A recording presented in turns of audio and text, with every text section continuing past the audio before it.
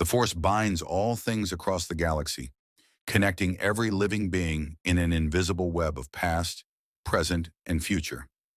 Through it, Emperor Palpatine sees the threads of destiny, the movements of his enemies, the deaths of those who oppose him.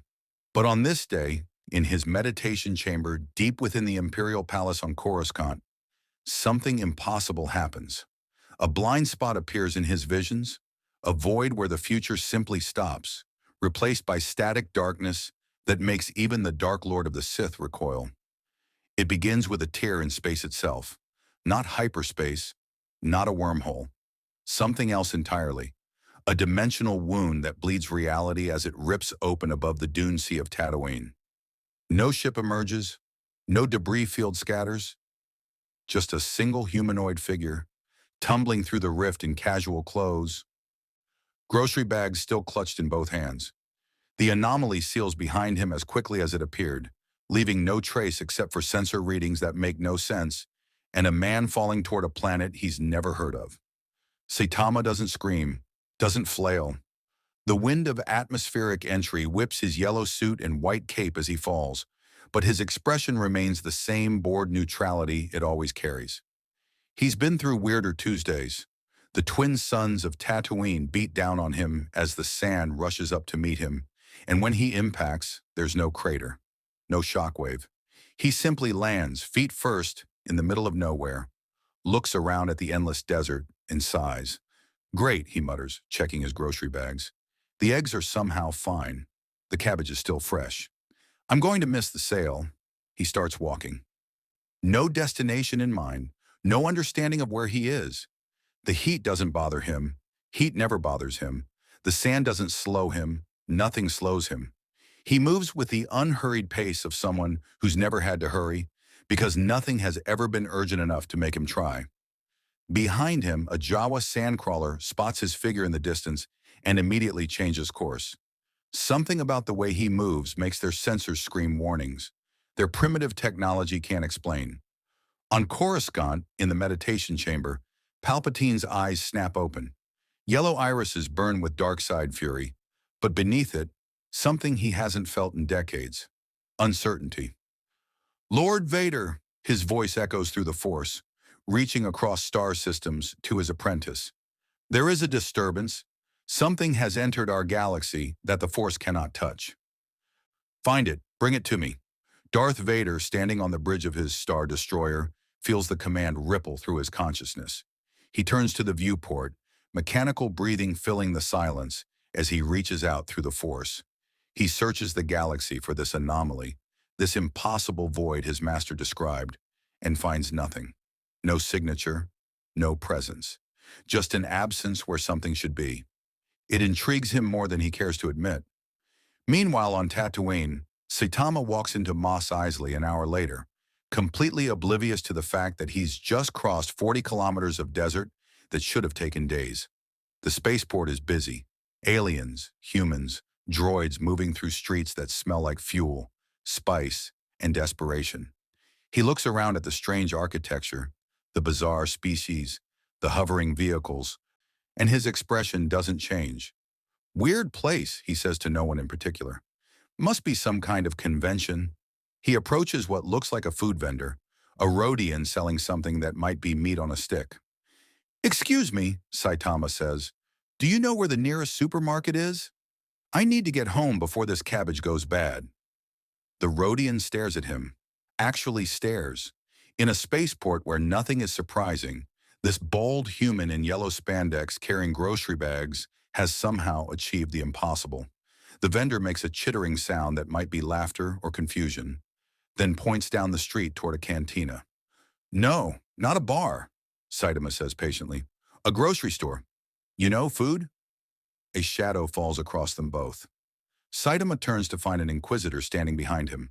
Third sister, her red-bladed lightsaber already ignited, her presence in the Force radiating menace that makes every nearby being scatter. She's been hunting Jedi remnants on this backwater planet for months, and when she felt the disturbance, or rather, felt nothing where something powerful should be, she came to investigate. "You," she says, her voice cold with dark side authority. "What are you?" Saitama looks at the lightsaber with mild interest. Oh, a laser sword. That's pretty cool. He turns back to the Rhodian. Listen, can you just point me toward the Inquisitor strikes? A training fast thrust aimed at his spine, meant to disable, not kill, because something this strange deserves interrogation. Her blade moves faster than most eyes can track. A killing blow performed with dark side precision that has ended dozens of lives. Saitama's hand moves. Casual, unhurried, like he's swatting a fly. The lightsaber stops. The blade presses against his palm, and nothing happens. No burning, no cutting. The plasma edge designed to slice through blast doors and melt durasteel can't even warm his skin. The Inquisitor's eyes widen behind her mask. Saitama looks down at his hand, looks at her blade, and frowns slightly. That's pretty rude, he says.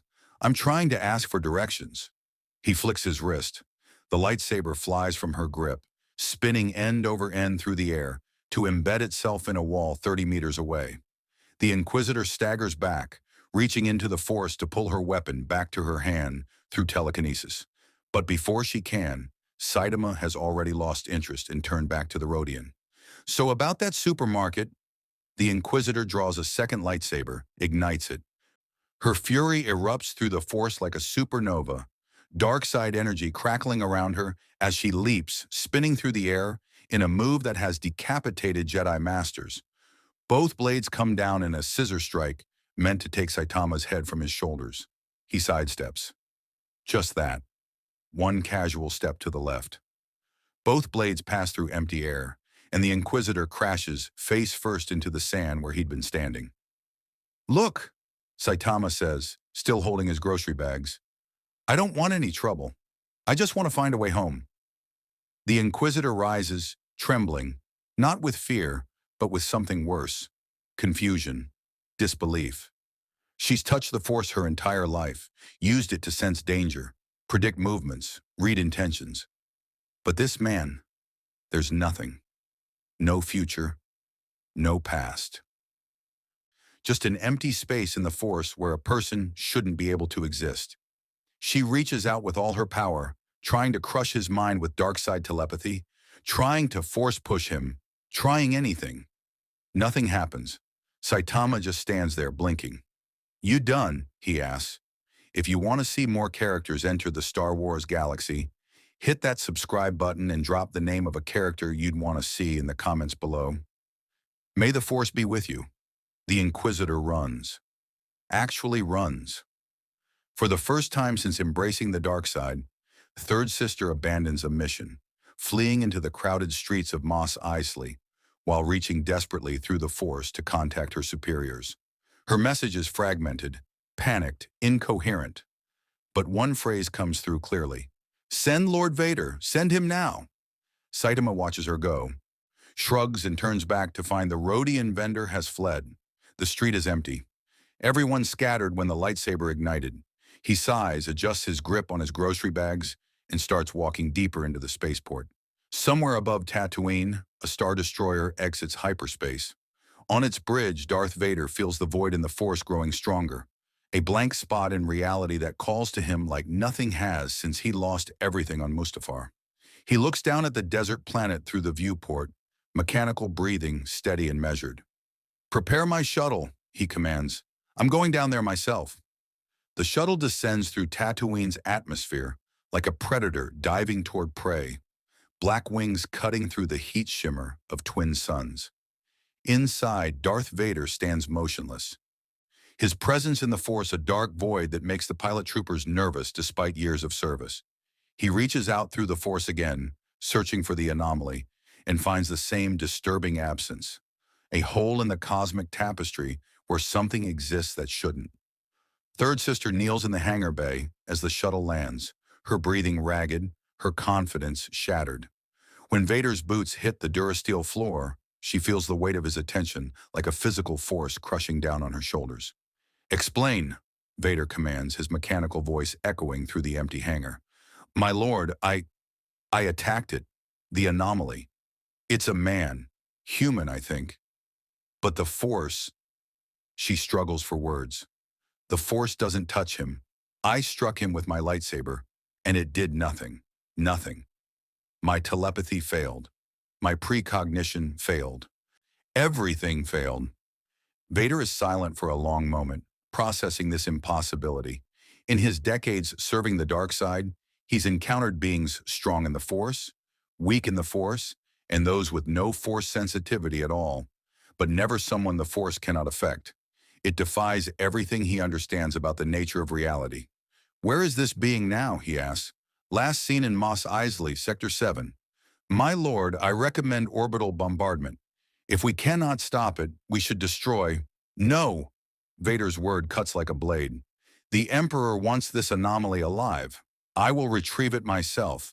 You will remain here and consider why you fled instead of observing from a distance. He leaves her kneeling in shame and strides out into the blazing heat of Tatooine's surface.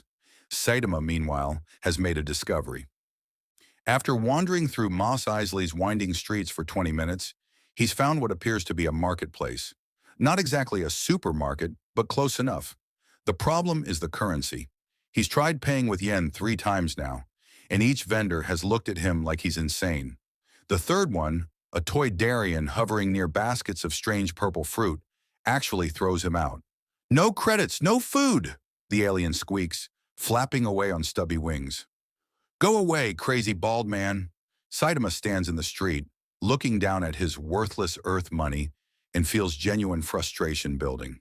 Not anger, he's too detached for that, but the specific annoyance of wanting to complete a simple task and being prevented by bureaucracy. He's defeated god-level threats and world-ending monsters, but apparently, he can't buy an apple without the right currency. This is worse than that time King accidentally took my credit card, he mutters. A commotion erupts at the far end of the market. People scatter, vendors abandon their stalls, and a wave of genuine terror ripples through the crowd. Saitama looks up to see what could cause such panic in a place that seems pretty rough already, and spots a tall figure in black armor and a flowing cape walking through the marketplace. The helmet is distinctive. Smooth black mask with angular features, large triangular eyes that might be lenses. Impressive costume design, Saitama thinks idly. Darth Vader walks with purpose, his Force sense guiding him toward the void. Every step brings him closer to the impossible, to the blank space in reality that grows larger and more defined the nearer he gets. The market empties around him. No one stays in the presence of the Emperor's enforcer unless they have no choice. His breathing fills the silence, mechanical and rhythmic, the sound of a man more machine than human. Then he sees it. Him, the anomaly. A bald man in a yellow jumpsuit with a white cape holding grocery bags, standing in the middle of an abandoned marketplace, looking mildly annoyed. Vader stops 10 meters away, his hand resting near his lightsaber, and stares at this impossible being. Through the Force, Vader sees nothing. No aura, no life signature. Just emptiness, as if someone cut a hole in the universe shaped like a man. You, Vader says, his voice amplified by his mass vocabulator. What are you? Saitama looks up at the armored figure and notices the mechanical breathing. Oh, hey, you okay? That sounds like a serious respiratory condition. Have you seen a doctor? Vader tilts his head slightly, an unconscious gesture of confusion that he hasn't made in years. You will come with me. The Emperor wishes to speak with you. Can't, Saitama says, turning back to examine the abandoned fruit stand. I need to find groceries and get home. Also, I don't know who your Emperor is, but I'm not really into politics. He picks up one of the purple fruits, examines it, then sets it down. Do you know if these are any good? Vader's hand moves. The Force erupts from him like a tidal wave, an invisible grip that has crushed the throats of admirals and lifted starfighters into the air. He reaches out to seize this strange man telekinetically, to wrap the Force around him and pull him forward. Nothing happens. Saitama continues examining fruit, completely unaffected. He doesn't even notice Vader's attempt. The Force slides around him like water around a stone, unable to gain purchase, unable to affect him in any way. Vader tries again, pouring more power into the attempt, drawing on decades of dark side mastery, channeling fury and pain, and the strength of the Force itself. Saitama picks up an apple-like fruit and sniffs it. Smells weird, he comments to no one. Vader's mechanical breathing hitches, the only sign of his shock. In all his years, through all his battles against Jedi Masters and Sith Lords, he's never encountered someone completely immune to the Force. Even non-sensitives can be moved, crushed, manipulated. But this man, it's as if he exists in a different reality, untouchable by the fundamental energy that binds the galaxy together. Impressive, Vader says, genuine curiosity entering his tone. You have no Force sensitivity, yet you resist my power. How? Hmm? Saitama looks over at him, still holding the fruit. Sorry, did you say something? Vader's hand drops to his lightsaber. The crimson blade ignites with that distinctive snap hiss, casting red light across the abandoned marketplace. He's killed hundreds with this weapon. Jedi, rebels, anyone who stood against the Empire. The blade hums with barely contained plasma, ready to cut through anything. You will come with me, Vader repeats, his voice dropping to a dangerous whisper. Willingly or in pieces that my scientists can study. Saitama finally gives Vader his full attention. He looks at the lightsaber with mild interest, then at Vader's imposing armor, then back to the blade. Another laser sword. You guys really like those. He sets the fruit down carefully on the stand. Look, I don't want to fight. I just want to go home. Can you help with that? Or, last chance, Vader says. Saitama sighs. Why does this always happen? Vader strikes. 40 years of lightsaber mastery, augmented by Force precognition and cybernetic precision, channels into a single thrust aimed at the anomaly's heart. The blade moves faster than unaugmented eyes can follow, a killing blow that has pierced the defenses of the greatest duelists in the galaxy. Saitama catches the lightsaber blade between two fingers, not the hilt, the blade itself. The plasma edge that can melt through blast doors stops cold between his thumb and index finger, like someone catching a stick. Vader's mechanical breathing actually stops for half a second as he processes what he's seeing. His Force precognition showed no future where this was possible, no timeline where someone simply grabs a lightsaber blade with bare skin and suffers no damage. These things are dangerous, Saitama says, examining the blade between his fingers with academic interest. You could hurt someone. Vader pulls, throws his full mechanical strength into retrieving his weapon. The lightsaber doesn't budge. Saitama's grip is immovable, as if the blade is locked in a vise made of neutronium.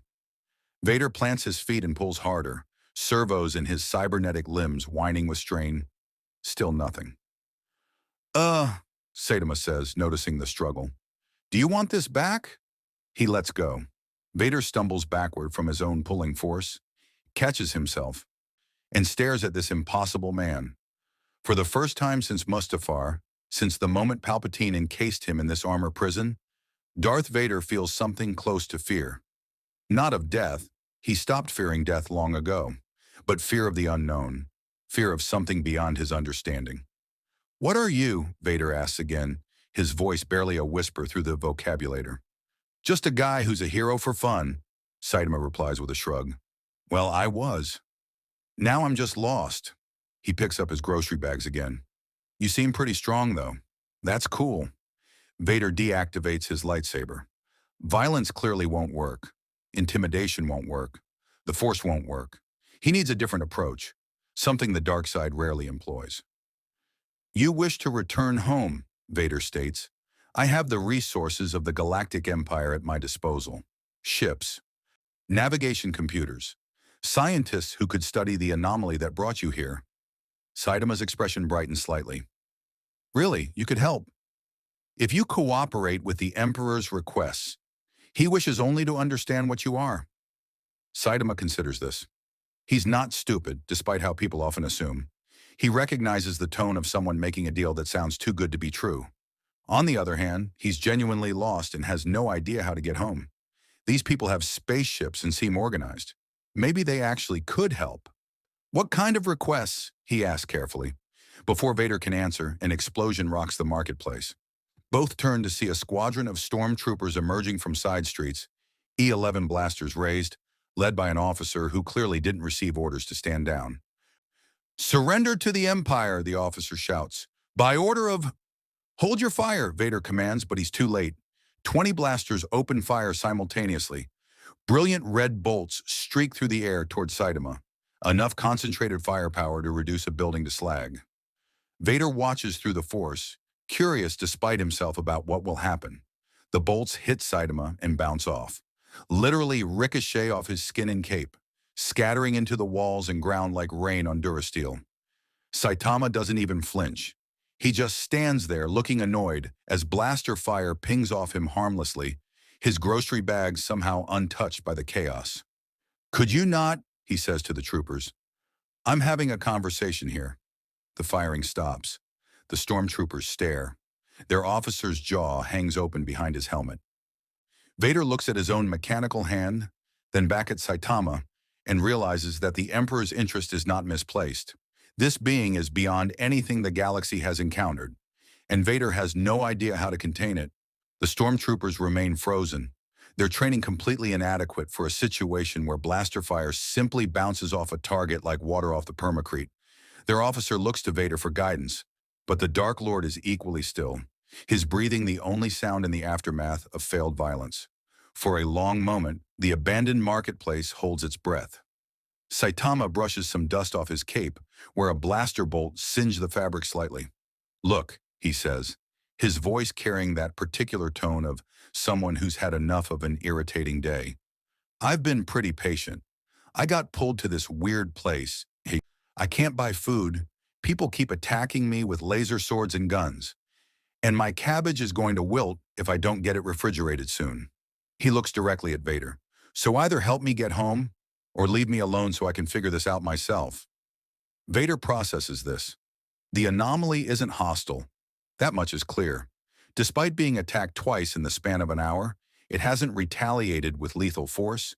It simply exists, impervious to harm, asking for directions like a lost tourist. This presents an opportunity, but also a significant problem. How do you capture something that cannot be harmed? How do you control something the Force cannot touch? "Lower your weapons," Vader commands the stormtroopers. They comply immediately, though their posture remains tense. Vader deactivates his lightsaber and clips it to his belt in a gesture meant to appear conciliatory. "Your cabbage will not wilt aboard my Star Destroyer. Our food preservation technology is quite advanced." Saitama perks up slightly. "You have refrigerators in space?" "We have climate-controlled storage for supplies traveling between star systems. Your groceries would be perfectly preserved."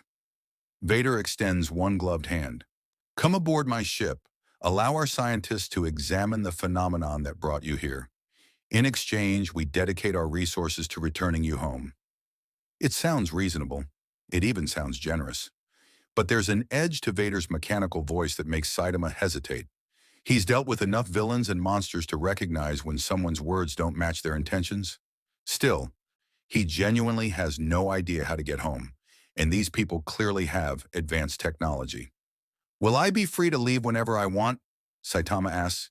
The question hangs in the air. Vader's breathing cycles through 3 mechanical breaths before he answers. "Of course," he lies smoothly. "You would be a guest, not a prisoner." Saitama stares at him. Despite having no force sensitivity, despite existing as a void in the cosmic tapestry, he has something the Force cannot replicate. Mundane human intuition honed by years of hero work.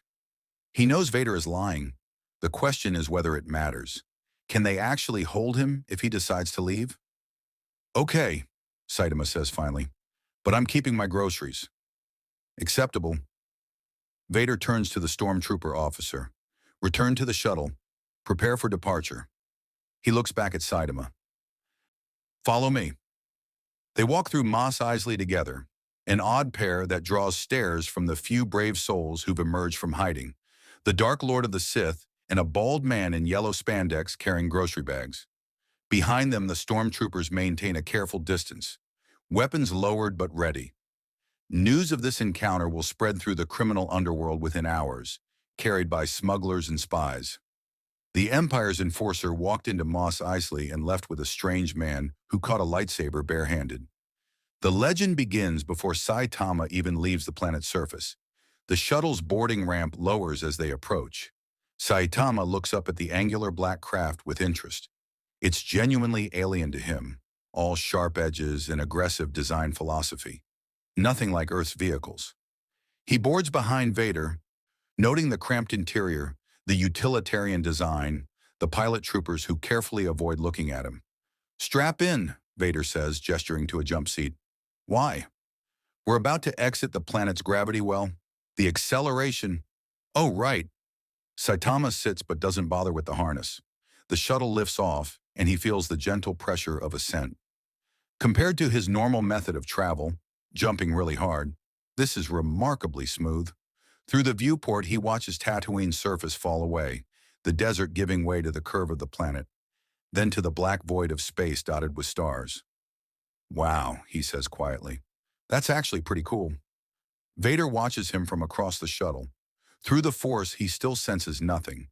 No awe, no fear, no emotional signature at all. Just a void shaped like a person expressing mild interest in space travel. It's deeply unsettling.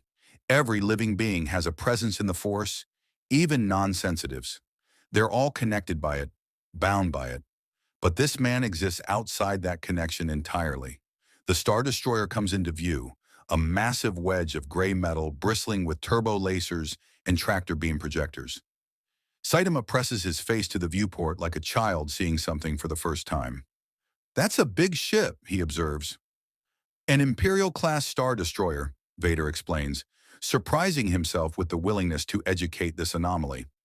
1.6 kilometers long, crew complement of 37,000, capable of reducing a planetary surface to molten slag. He pauses.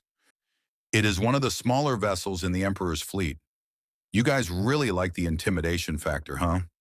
Vader has no response to that. The shuttle glides into the hangar bay, settles on the deck, and the ramp lowers. A squad of technicians and scientists wait in the hangar, along with what appears to be a full company of stormtroopers, 200 soldiers arranged in precise formation. Excessive for a guest. Necessary for containing a potential threat. Saitama descends the ramp and stops, looking at the assembled forces. "That's a lot of people." "A ceremonial honor guard," Vader says, the lie coming easily. "Uh-huh." Saitama clearly doesn't believe him, but doesn't seem particularly concerned either. He follows Vader across the hangar deck, grocery bags still in hand, while technicians scramble to keep up with scanning equipment. Their instruments go haywire in his presence. Energy readings that make no sense, mass calculations that fluctuate wildly, biological scans that return error messages. "Impossible," one technician mutters, staring at his datapad. "He's not here. The scanners say nothing is there, but I can see him." "That is why we will study him," Vader replies coldly. They proceed through corridors of military gray, past bulkheads and blast doors, deeper into the Star Destroyer's heart. Officers snap to attention as Vader passes, then stare in confusion at his companion. Who is this bald civilian? Why is Lord Vader personally escorting him? The questions ripple through the crew like a shockwave. Finally, they arrive at what appears to be a medical bay, converted into a scientific laboratory. Equipment Saitama doesn't recognize fills the space. Scanning devices, containment fields, analysis stations. A team of Imperial scientists waits nervously, their white uniforms crisp and their expressions carefully neutral. "We'll need to conduct a series of tests," the head scientist says, a thin human woman with graying hair. "Biological samples, energy readings, exposure to various stimuli. It should only take a few hours." Saitama looks around the lab, then at Vader. "And then you'll help me get home." "Then we discuss the parameters of our assistance," Vader corrects carefully. There it is, the catch. Saitama sighs and sets his grocery bags on an examination table. "Fine. What do you need me to do?" The first test is simple, a blood sample. The scientist approaches with a standard hypodermic needle, presses it against Saitama's arm, and pushes. The needle bends. She tries again with more force. The needle breaks. She retrieves what she calls a duraplast penetrator used for armored species. That breaks too. Saitama watches this process with detached interest, like someone observing an ant trying to move a boulder. "Your skin is incredibly dense," the scientist says, stating the obvious while frantically making notes. "Possibly on a molecular level." We'll need to try alternative extraction methods. They try alternative methods. Lasers that should cut through Durasteel simply warm his skin slightly. Ultrasonic vibration blades chip their own edges. A particle beam meant to excite cellular structures at the atomic level does absolutely nothing. Saitama sits patiently through all of it, occasionally asking if they're almost done. Vader watches from the observation window, his presence in the Force roiling with dark-side curiosity. This being is not just resistant to harm, it's fundamentally invulnerable in a way that defies galactic physics. No shielding, no armor, just flesh that somehow exceeds the durability of the strongest materials known to science. Try the containment field, Vader orders through the comm. The scientists activate a cylindrical energy barrier around Saitama, the same type used to hold dangerous prisoners and contain hazardous materials. The field shimmers to life, projecting a barrier rated to withstand several tons of force. Saitama stands up, walks forward, and passes through the barrier like it isn't there. The containment field sparks and dies, overloaded by something it couldn't even detect. He picks up his grocery bags and looks at the observation window. "Are we done yet?" he calls out. "I'm getting kind of hungry." In the observation room, Vader makes a decision. Conventional methods won't work. The Force won't work. Physical containment won't work. But perhaps there's another approach, one that appeals to this anomaly's apparent good nature and his desire for simple pleasures. Vader enters the lab through the sealed doors. "We will provide you quarters aboard this vessel, food from our stores, access to our recreational facilities. In exchange, you allow our scientists to continue their studies in a less invasive manner. Observation, conversation, voluntary participation in tests." "So I'm basically staying as a guest?" Saitama asks. "Yes. And you're going to figure out how to send me home?" "We will dedicate resources to that end," Vader says, which is technically true. What he doesn't mention is that Palpatine's primary interest is weaponization, not repatriation. Saitama considers this. The alternative is wandering a galaxy he doesn't understand with no currency, no food sources, and no way home. At least here, he'll have meals and a place to sleep while they work on the problem. And if they try anything too suspicious, well, they've already learned they can't actually stop him from leaving. "All right," he agrees, "but I want actual food, not weird alien stuff." "I'm sure we can accommodate your dietary preferences." Vader gestures to a nearby officer. "Show our guest to guest quarters in Section 7. Provide him access to the officer's mess. Inform the kitchen staff to prepare whatever he requests." The officer salutes, clearly confused but unwilling to question Lord Vader's orders. "Yes, my lord. This way, please." Saitama follows the officer out, still carrying his grocery bags. As the door closes behind them, Vader turns to the head scientist. "Your assessment?" The woman's hand shakes slightly as she checks her datapad. "My lord, I've never encountered anything like this. He exists outside normal physical parameters. Our instruments can barely detect him, yet he's clearly material, solid, real. But his durability, his density, it's as if he's made of neutron star matter compressed into human form." "Continue your research," Vader commands. "I want hourly reports. Test everything. Temperature extremes, radiation exposure, gravitational stress. Find a limit to his invulnerability." "Yes, my lord." She hesitates. "Permission to speak freely?" Vader nods once. "I don't think he has limits, my lord. I think we've encountered something that simply cannot be stopped by conventional means." Vader's breathing fills the silence. "Then we will find unconventional means." He leaves the laboratory and proceeds to the communications center, a holographic transmission to Coruscant. The Emperor will want to know what they've captured, and Vader suspects that Palpatine's reaction will be very different from his own careful caution. In his quarters, Saitama unpacks his groceries into the provided refrigeration unit, pleased to find it does indeed keep things cold. He sits on the bed, military standard but comfortable enough, and looks out the viewport at the stars beyond. "This is going to be annoying," he mutters to himself.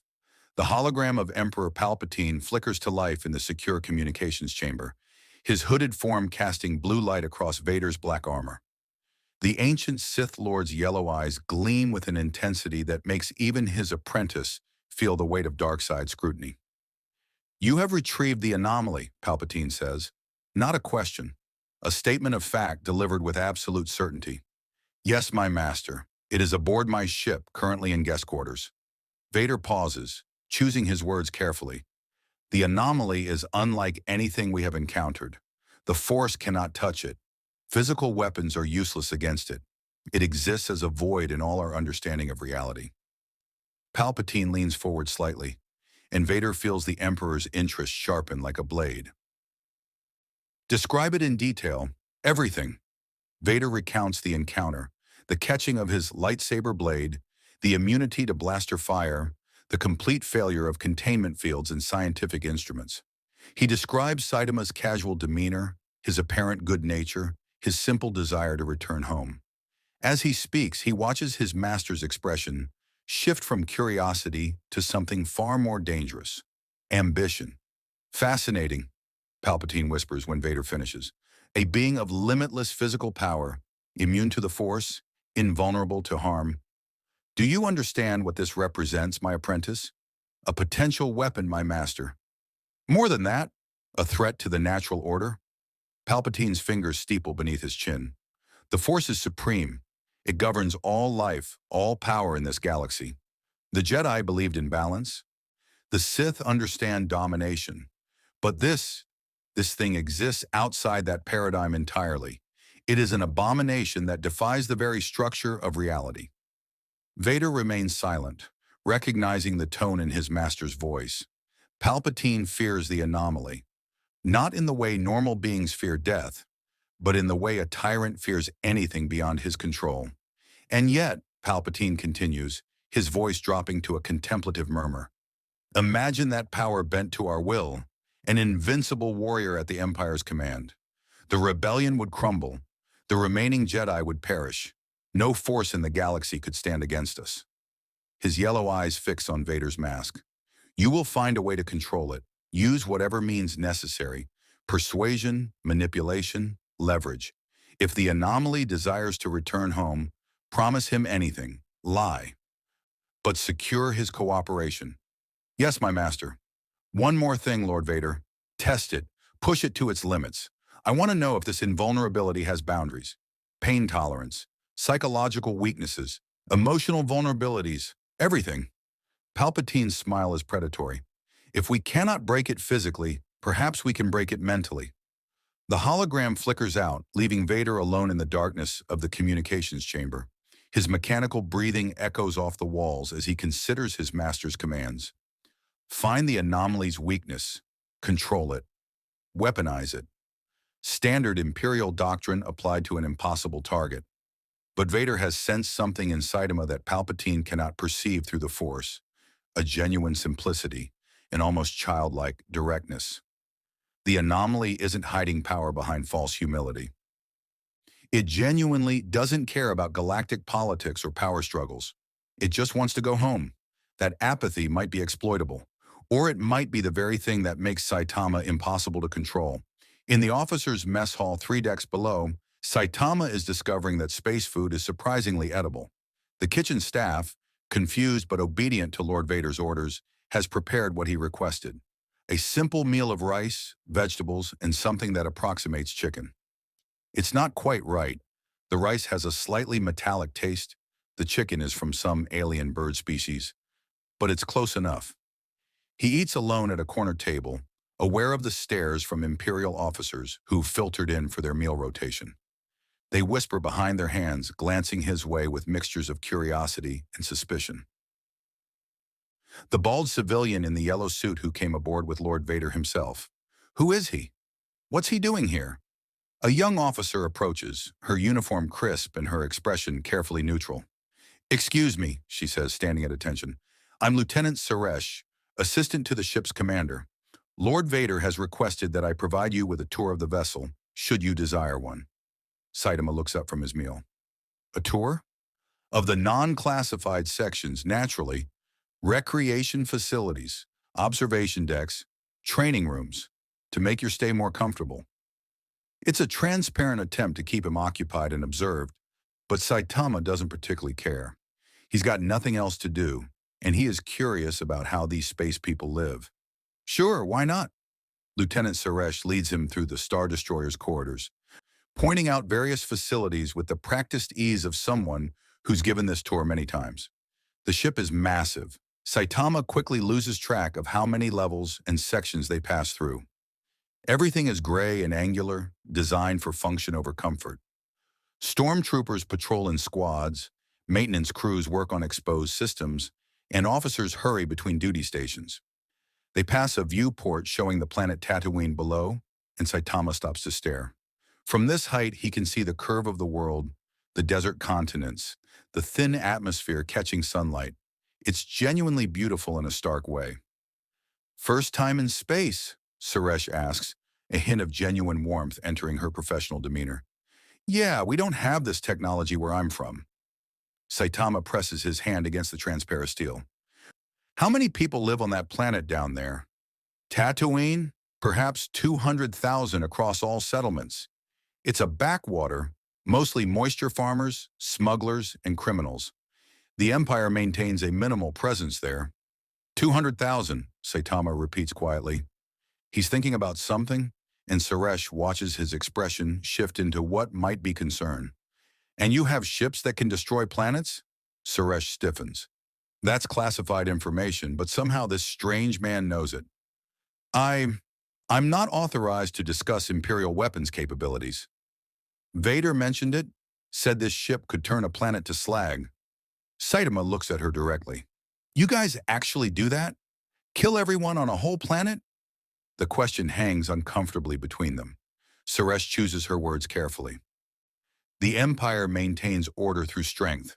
Sometimes, examples must be made to prevent larger conflicts. That's a yes, then. Saitama turns back to the viewport, and something in his expression makes Suresh inexplicably nervous. That's pretty messed up. Before she can respond, proximity alarms blare throughout the ship. Red warning lights flash in the corridors. Suresh's comlink crackles to life with urgent commands. All personnel to battle stations. Unidentified ships detected. Preparing for possible engagement. What's happening? Saitama asks. Suresh is already moving toward the nearest station, pulling up a tactical display. Rebel attack, most likely. They've been hitting Imperial convoys in this sector. She looks at Saitama. I need to get to my post. You should return to your quarters where it's safe. I'll just stay here, Saitama says, still looking out the viewport. Want to see what happens. Suresh wants to argue, but orders are orders, and she's needed on the bridge. She runs off, leaving Saitama alone at the observation window. A moment later, he sees them. A squadron of what look like small fighter craft, maybe a dozen of them, streaking through space toward the Star Destroyer. They're painted with colorful markings, and even from this distance, he can see their weapons firing. The Star Destroyer's turbolasers respond, filling space with brilliant green energy bolts. It's like watching a fireworks display, except people are dying. Saitama watches one of the small fighters take a direct hit, exploding into debris. He frowns. On the bridge, Vader stands at the observation window, hands clasped behind his back as he watches the engagement unfold. The rebel attack is poorly coordinated, likely an opportunistic strike by a local cell that detected the Star Destroyer's presence. Foolish, suicidal, standard for rebellion tactics. Status, he commands. Enemy force consists of 12 Y-wing bombers and 6 X-wing escorts, the tactical officer reports. They're attempting a bombing run on our dorsal shield generators. TIE fighters engaging now. Imperial fighters scream out of the hangar bays, angular TIE fighters with their distinctive solar panels and howling engines. The dogfight intensifies, a three-dimensional ballet of death played out in the void. More rebel ships explode. One TIE fighter takes a lucky hit and spirals away, trailing fire that dies in the vacuum. Vader watches dispassionately. This is routine. The rebellion throws lives at the Empire like water against stone, achieving nothing but their own destruction. He's about to order intensified fire when he senses something through the Force. A disturbance. A ripple of change. Not from the anomaly, but around it. The void is moving. In the observation corridor, Saitama watches another rebel fighter explode and makes a decision. He turns from the viewport and starts walking. A maintenance worker sees him and calls out, Sir, that area is restricted during battle conditions. Saitama ignores him and keeps walking, following his instincts toward the nearest exterior bulkhead. He finds a maintenance airlock, sealed and marked with warnings in a language he can't read. He grabs the wheel lock with both hands and turns. The mechanism, designed to resist unauthorized opening, tears free like cardboard. Alarms shriek. The airlock cycles open, and Saitama steps into the decompression chamber. "What are you doing?" A technician screams through the comm, watching on security feeds as this insane civilian prepares to walk into space. "You'll die! Stop!" Saitama pushes the outer door open manually, something that should require hydraulics and power, but yields to his strength like it's made of paper. Space yawns before him, cold and airless and infinite. He takes a breath, holds it, and jumps. He's done this before, during the alien ship incident back home. He knows he can survive in vacuum for a short period, not indefinitely, but long enough. The Star Destroyer's hull falls away beneath him as he launches into space, and he spots his target immediately. 3 rebel fighters pursuing a damaged TIE that's trying to retreat to the hangar. On the bridge, Vader feels reality twist as the void moves. "Sensors, what just... My lord!" The sensor officer's voice rises in pitch, professional composure cracking. "Something just exited the ship through a maintenance airlock. It's moving through space. No suit, no propulsion, just moving." Vader strides to the tactical display and sees it. A small blip on the sensors that shouldn't exist, moving with impossible speed toward the dogfight. "The anomaly," he breathes. Saitama flies through space with the same ease he uses to jump between buildings back home. The physics are different here. No air resistance, no gravity except what mass generates, but he adjusts instinctively. The 3 rebel fighters don't see him coming. Why would they? Nothing human-sized should be out here. He reaches the first X-Wing and grabs its wing as he passes. The fighter immediately spins out of control from the unexpected drag, its pilot screaming in confusion as his instruments go haywire. Saitama releases it and pushes off toward the second fighter, catching it by the engine housing and simply stopping it. The X-Wing goes from combat speed to 0 in an instant. The pilot blacks out from the sudden deceleration. The third fighter finally notices something's wrong and tries to evade. But Saitama is faster. He lands on its hull, and through the canopy he makes eye contact with the terrified pilot, a young human woman, maybe 25, eyes wide with shock. Saitama gives her an apologetic look and punches the engine block. Not hard, just a tap by his standards. But the X-Wing's power plant dies instantly, fused into useless slag by the impact. The fighter goes dark and begins drifting. Through the canopy, Saitama can see the pilot frantically working her controls, trying to restart systems that will never work again. He looks back at the Star Destroyer and jumps, launching himself back toward the ship through sheer leg strength. His trajectory is perfect. He arcs through space like a missile, covering kilometers in seconds, and impacts the hull near the airlock he left through. The Durasteel doesn't dent. He simply sticks somehow, his hands finding purchase on the surface. He climbs back to the airlock, pulls himself inside, and cycles through. The inner door opens to reveal a dozen armed stormtroopers, weapons trained on him, and Lieutenant Suresh standing behind them looking absolutely horrified. "You went into space," she says, her voice faint, "without a suit. You stopped rebel fighters with your hands." Saitama brushes some frost off his cape from the vacuum exposure.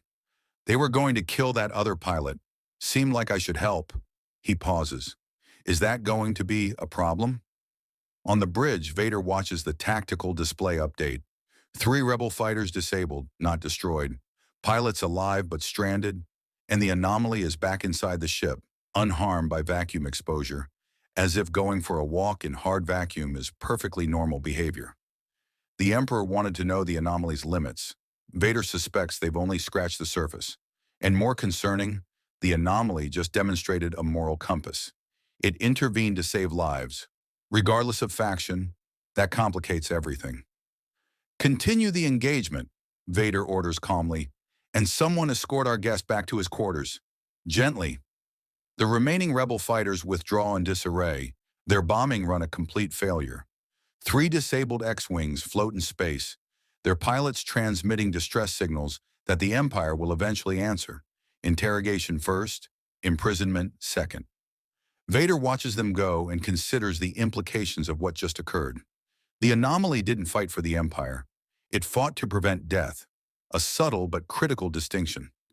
Saitama is escorted back to his quarters by a nervous squad of stormtroopers who keep their weapons lowered, but their fingers near the triggers. Lieutenant Sarish accompanies them, her professional composure restored, but her eyes betraying her shock. When they arrive at his door, she hesitates before leaving. "That was incredible," she says quietly. "I've never seen anything like that. Are you some kind of enhanced soldier? A genetic experiment?" "Nah," Saitama replies, keying the door open. "I just trained really hard. Did 100 push-ups, 100 sit-ups, 100 squats, and a 10-kilometer run. Every single day." Suresh stares at him. That's a normal exercise routine. For 3 years straight. Never missed a day, even when I was sick or injured. Saitama enters his quarters. "Eventually, my hair fell out and I got strong." The door closes before Suresh can respond, leaving her in the corridor trying to process whether he was joking or insane. Inside, Saitama flops onto his bed and stares at the ceiling. The battle reminded him of home. Heroes fighting monsters. Except here, it's people fighting people over politics he doesn't understand. Back home, threats were usually clear-cut. Monsters attack cities. Heroes stop them. Simple. Here, nothing seems simple. A chime at his door interrupts his thoughts. "Yeah?" he calls out. The door slides open to reveal Darth Vader, his massive frame filling the doorway. "We need to talk," the Dark Lord says, stepping inside without waiting for invitation. Saitama sits up. "About the space thing? Look, I saw those people were going to die and I am not here to reprimand you." Vader's breathing fills the small quarters. "I am here to understand you. You possess power that defies explanation. You exist outside the fundamental force that binds this galaxy. Yet you use that power to save lives, regardless of allegiance." He tilts his head slightly. "Why? Why not?" Saitama shrugs. "They were just doing their job, right? Same as your pilot. Didn't seem fair to let them die if I could stop it. They are enemies of the Empire, terrorists and rebels seeking to destabilize galactic order." "Are they?" Saitama meets Vader's masked gaze. "Or are they just people fighting for what they believe in? Like you're fighting for what you believe in?" Vader is silent for a long moment. The observation is painfully astute, cutting through decades of dark side conditioning to touch something he thought long buried. Once on Mustafar, Obi-Wan had said something similar. Different words, same meaning. Everyone believes they're right. Everyone thinks their cause justifies their actions. "Philosophy is irrelevant," Vader finally says. "The Empire brings order. The rebellion brings chaos. That is objective reality." "If you say so." Saitama doesn't sound convinced. "So what did you want to talk about?" Vader turns to look out the viewport at the stars beyond. "Your power, where does it come from? There must be a source, an energy field, a dimension, some external force you draw upon." "It's just me," Saitama says. "I got strong through training. That's it." "Impossible. Power of that magnitude cannot simply emerge from physical exercise." "Why not?" The question stops Vader cold. Why not, indeed?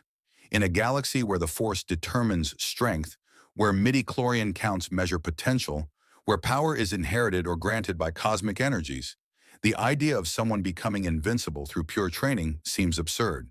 But he's seen the evidence. The anomaly exists. Therefore, his understanding is incomplete. "Where you come from," Vader says carefully, "are there others like you? Heroes?" "Yeah, lots. Some stronger than me, actually." Saitama thinks about it. "Well, maybe not stronger, but they've got cooler powers, psychic abilities, energy projection, that kind of stuff. I just punch things." "Others stronger than you," Vader repeats, his tactical mind immediately assessing the threat. "If they were to find their way here, they won't. Probably." Saitama lies back down. "I didn't exactly plan this trip. Something just pulled me through. One minute I'm walking to a supermarket sale, the next I'm falling through your sky. Vader processes this information. An accident then. Not an invasion. Not a scouting mission. Just random dimensional overlap. That should be reassuring, but instead it raises more questions. If one being can accidentally cross between realities, what's to prevent others? What if the next anomaly isn't as benign? The Emperor wishes to meet you, Vader says abruptly. On Coruscant, he has resources that may help locate the anomaly that brought you here. Your boss, right? Saitama sits up again. The one who wants to study me? He is the most powerful being in this galaxy. His knowledge of the arcane and the scientific is unmatched. If anyone can return you home, it is him. It's a compelling argument, and Vader delivers it with perfect sincerity because it happens to be true. Palpatine does have resources. He might actually be able to help, assuming he chooses to rather than weaponizing the anomaly. But Vader has learned in his years of service that his master's promises are flexible things, shaped by utility rather than honor. Okay, Saitama agrees. When do we leave? We will arrive in 3 days. The journey to the galactic core takes time, even in hyperspace. Vader moves toward the door, then pauses. One more thing. The pilots you saved today, they will be interrogated and imprisoned. Many will die in Imperial custody. Does that change your perspective on your heroic action? Saitama considers this. No, he says finally. I stopped people from dying right then. What happens after is your choice, not mine. If you want to kill prisoners, that's on you. The simple morality of it strikes Vader like a physical blow. No philosophical justification, no greater good argument, just clean causality. Saitama saved lives in the moment and refuses to accept responsibility for what the Empire does afterward. It's a perspective Vader hasn't encountered in years, one that doesn't acknowledge the complexity and moral compromise required by galactic politics. It reminds him of how Jedi used to think, before the war forced them to become soldiers. Vader leaves without another word, his cape sweeping behind him as the door closes. In the corridor, he pauses and reaches out through the Force, touching the minds of his crew. Fear, curiosity, speculation about the strange civilian, and underneath it all, a growing sense of something Vader finds deeply troubling. Hope. Hope that maybe the Empire isn't invincible. Hope that something exists beyond the Emperor's control. Hope that even Lord Vader can be defied by someone who simply doesn't care about power or politics. He needs to crush that hope before it spreads. Over the next 3 days, Saitama settles into an odd routine aboard the Star Destroyer. He wakes up, exercises out of habit, though he doesn't need to anymore, eats in the officer's mess, and wanders the ship. The crew grows accustomed to seeing him in the corridors. This bald man in yellow who treats the most feared warship in the Imperial fleet like a hotel. Lieutenant Suresh becomes something like a guide, checking on him periodically. On the second day, she finds him in the observation deck watching hyperspace flow past, those impossible streams of light that represent faster-than-light travel. It's called hyperspace, she explains, standing beside him at the viewport. We're traveling through an alternate dimension where the laws of physics are different. It allows us to cross the galaxy in days instead of millennia. That's pretty smart, Saitama says. We don't have anything like this back home. Just regular space travel. Rockets and stuff. Where is home exactly? No one can find your planet in any database? Different universe, I think. Whole different reality. He glances at her. You believe that? Multiple universes? Suresh hesitates. I don't know. The Empire's xenobiologists have theories about parallel dimensions, but nothing proven. You're the first evidence that it might be real. Guess so. Saitama returns his attention to hyperspace. You're lieutenant, right? How'd you end up here? On a warship? I graduated top of my class at the Imperial Academy. This assignment is considered prestigious. She says it with practiced pride, but something flickers beneath. Doubt, maybe, or weariness. What about you? You said you're a hero. What does that mean? Just means I help people when they're in trouble. Fight monsters, stop disasters, that kind of thing. For the government? Nah, just because. Saitama shrugs. Started as a hobby. Then I got strong and it became my job, sort of. Not a great job, doesn't pay much, but it's something to do. Sarish tries to imagine that, fighting for no cause, no nation, no ideology, just helping people because they need help. It's almost naive in its simplicity. And anyone can become a hero where you're from, just through training? Anyone who wants to try hard enough, I guess. Most people give up. It's really boring and painful for years before you see results. He looks at her directly. Why? You want to be a hero? The question catches her off guard. Does she? She joined the Empire believing in order, in stability, in preventing the chaos of the Clone Wars from returning. But lately she's seen things. Orders that make her uncomfortable. Prisoners who don't seem like terrorists. Planets subjugated for refusing to meet quotas. Is that what she wanted when she enlisted? I don't know, she admits quietly. I thought I was already doing the right thing. Saitama nods like he understands. Yeah, that's tough. I'm usually pretty clear on who the bad guys are. They're the ones destroying cities and killing people. But here, everyone's fighting everyone, and they all think they're right. Makes my head hurt trying to figure it out. Before Suresh can respond, her comlink chirps. Lieutenant Suresh, report to the bridge. We're approaching Coruscant.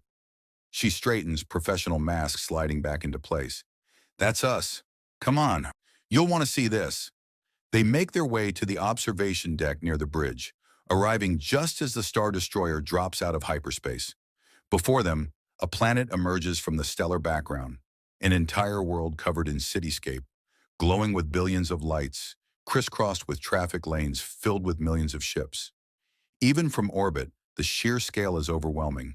A single city spanning an entire planet, layer upon layer of construction, reaching kilometers into the atmosphere and deep into the crust. Whoa, Saitama breathes. That's Coruscant, Suresh says with quiet pride. The galactic capital, seat of the Empire, home to 1 trillion sentient beings. Saitama presses his face against the viewport like he did on Tatooine, but this time his expression is different. Not wonder, something more complicated. 1 trillion people, he murmurs, all in one city. Where do they get food? Water? What happens if something goes wrong? Supply chains from 1,000 agricultural worlds. Water recycling systems that have run for millennia. And nothing goes wrong because the Empire ensures it. Suresh realizes she sounds like a recruitment poster and adds more honestly, mostly. They watch the approach in silence as the Star Destroyer enters orbital traffic control, guided by automated systems toward an Imperial landing platform. The scale becomes even more apparent as they descend through the atmosphere. The individual buildings resolve into view, each one a tower kilometers high, each tower housing more people than some planets. Vader appears behind them, his presence announced only by his mechanical breathing. We land in 10 minutes. The Emperor expects us immediately. Is he nice? Saitama asks. The question is so absurdly incongruous that both Vader and Suresh freeze. Nice. The most powerful and feared being in the galaxy, architect of the Jedi Purge, master of the dark side. Nice. He is complex, Vader finally says. But he has agreed to help you. Cool. Saitama doesn't seem to notice the tension in the air. Thanks for the ride, by the way. The ship's pretty comfortable. Vader has no response to that. He turns and leaves, cape billowing behind him, leaving Suresh alone with the anomaly as Coruscant grows larger in the viewport. Be careful, she says quietly. The Emperor is not like Lord Vader. He's different. Different how? Suresh struggles to articulate what she's never quite put into words. Lord Vader is direct, honest in his way. He'll tell you if he's going to kill you. The Emperor is... She trails off. Just be careful. Please. Saitama looks at her and sees genuine concern in her eyes. I will, he promises. Thanks. The Star Destroyer settles onto its landing platform with massive repulsor engines cushioning its descent. Through the viewport, Saitama sees an honor guard assembled. Hundreds of red-armored soldiers he hasn't seen before, standing in perfect formation. Beyond them, a massive ziggurat of dark stone rises toward the sky, crowned with towers that crackle with barely visible energy. The Imperial Palace, heart of darkness. And somewhere inside, Emperor Palpatine waits with plans that have nothing to do with sending anyone home. The shuttle descends from the Star Destroyer toward the Imperial Palace landing platform, carrying Vader, Saitama, and an escort of stormtroopers who maintain careful distance from their unusual passenger. Through the viewport, the palace grows larger, a monument to absolute power built from dark stone and imperial ambition. Saitama watches the approach with his usual detached interest, apparently unbothered by the ominous architecture. That's a really evil-looking building, he observes. Vader's breathing hitches slightly, the closest he comes to surprise anymore. It serves its purpose, which is to remind the galaxy who rules it. Yeah, that tracks. Saitama leans back in his seat. You guys are really into the whole intimidation thing. Is that an Empire requirement? Everything has to look scary? Fear is an effective tool for maintaining order, Vader says, quoting Imperial doctrine automatically. Then, surprising himself, he adds, though I sometimes question its long-term efficacy. The admission hangs in the air between them. Vader hasn't expressed doubt about Imperial methods in years, certainly not to a stranger. But something about the anomaly's complete disinterest in power structures makes honesty easier. What does it matter what this being thinks? It exists outside the game entirely. The shuttle lands on a private platform reserved for the Emperor's inner circle. The ramp lowers, revealing an assembly of Imperial Royal Guards, the Emperor's personal protectors, clad in crimson robes and armor, faces hidden behind ornate helmets. They stand motionless as statues, force pikes held at attention, radiating an aura of barely contained lethality. Saitama descends the ramp and looks at them with mild curiosity. More soldiers. Does your boss need this many bodyguards? They are a symbol of his authority, Vader explains, though even he finds the display excessive. Palpatine needs no protection. His command of the dark side makes him virtually untouchable, but he enjoys the theater of power, the visual confirmation of his supremacy. An attendant approaches, a nervous human in formal robes who bows deeply to Vader before addressing them both. Lord Vader, honored guest, the Emperor awaits in the throne room. Please follow me. They proceed through corridors of polished black stone, past tapestries depicting imperial victories and sculptures of stern-faced admirals. Everything is designed to impress and intimidate. Royal guards stand at intervals like crimson pillars, tracking their progress with invisible gazes. Saitama looks around with the casual interest of a tourist, completely failing to be impressed by any of it. Finally, they reach massive doors carved with imperial symbols. The attendant bows again and retreats, leaving them alone before the entrance. Vader pauses, his hand resting near the door controls. Before we enter, he says quietly, understand that the Emperor will test you, probe for weakness, attempt to read your intentions. He is the most dangerous being you will ever encounter. More dangerous than you, Saitama asks. Infinitely more so. I am his weapon. He is the hand that wields it. Saitama nods thoughtfully. Okay, thanks for the warning. Vader activates the door controls. The massive barriers slide open with a hydraulic hiss, revealing the throne room beyond. It's a vast chamber designed for psychological domination. The ceiling disappears into shadow far above. The walls are bare black stone that seems to absorb light. And at the far end, elevated on a platform and surrounded by darkness, sits Emperor Palpatine on his throne. Lightning flickers occasionally around him, not aimed at anything, just ambient dark side energy crackling in his presence like a storm waiting to break. Approach, Palpatine's voice echoes through the chamber, raspy and cold. They walk forward, footsteps echoing in the cavernous space. As they get closer, Saitama can make out more details of the Emperor. An old man, face deeply lined with age or dark side corruption, yellow eyes gleaming with malevolent intelligence. He wears black robes that blend with the shadows, making it hard to determine where he ends and the darkness begins. Vader stops at a respectful distance and kneels. Master, I have brought the anomaly as commanded. Saitama stands beside him, looking up at the Emperor with mild interest. He doesn't kneel, doesn't bow, just stands there with his hands in his pockets waiting. Palpatine's eyes fix on him, and Saitama feels something, Not physical, but like someone trying to push into his mind. It's similar to what the Inquisitor attempted on Tatooine, but far more powerful.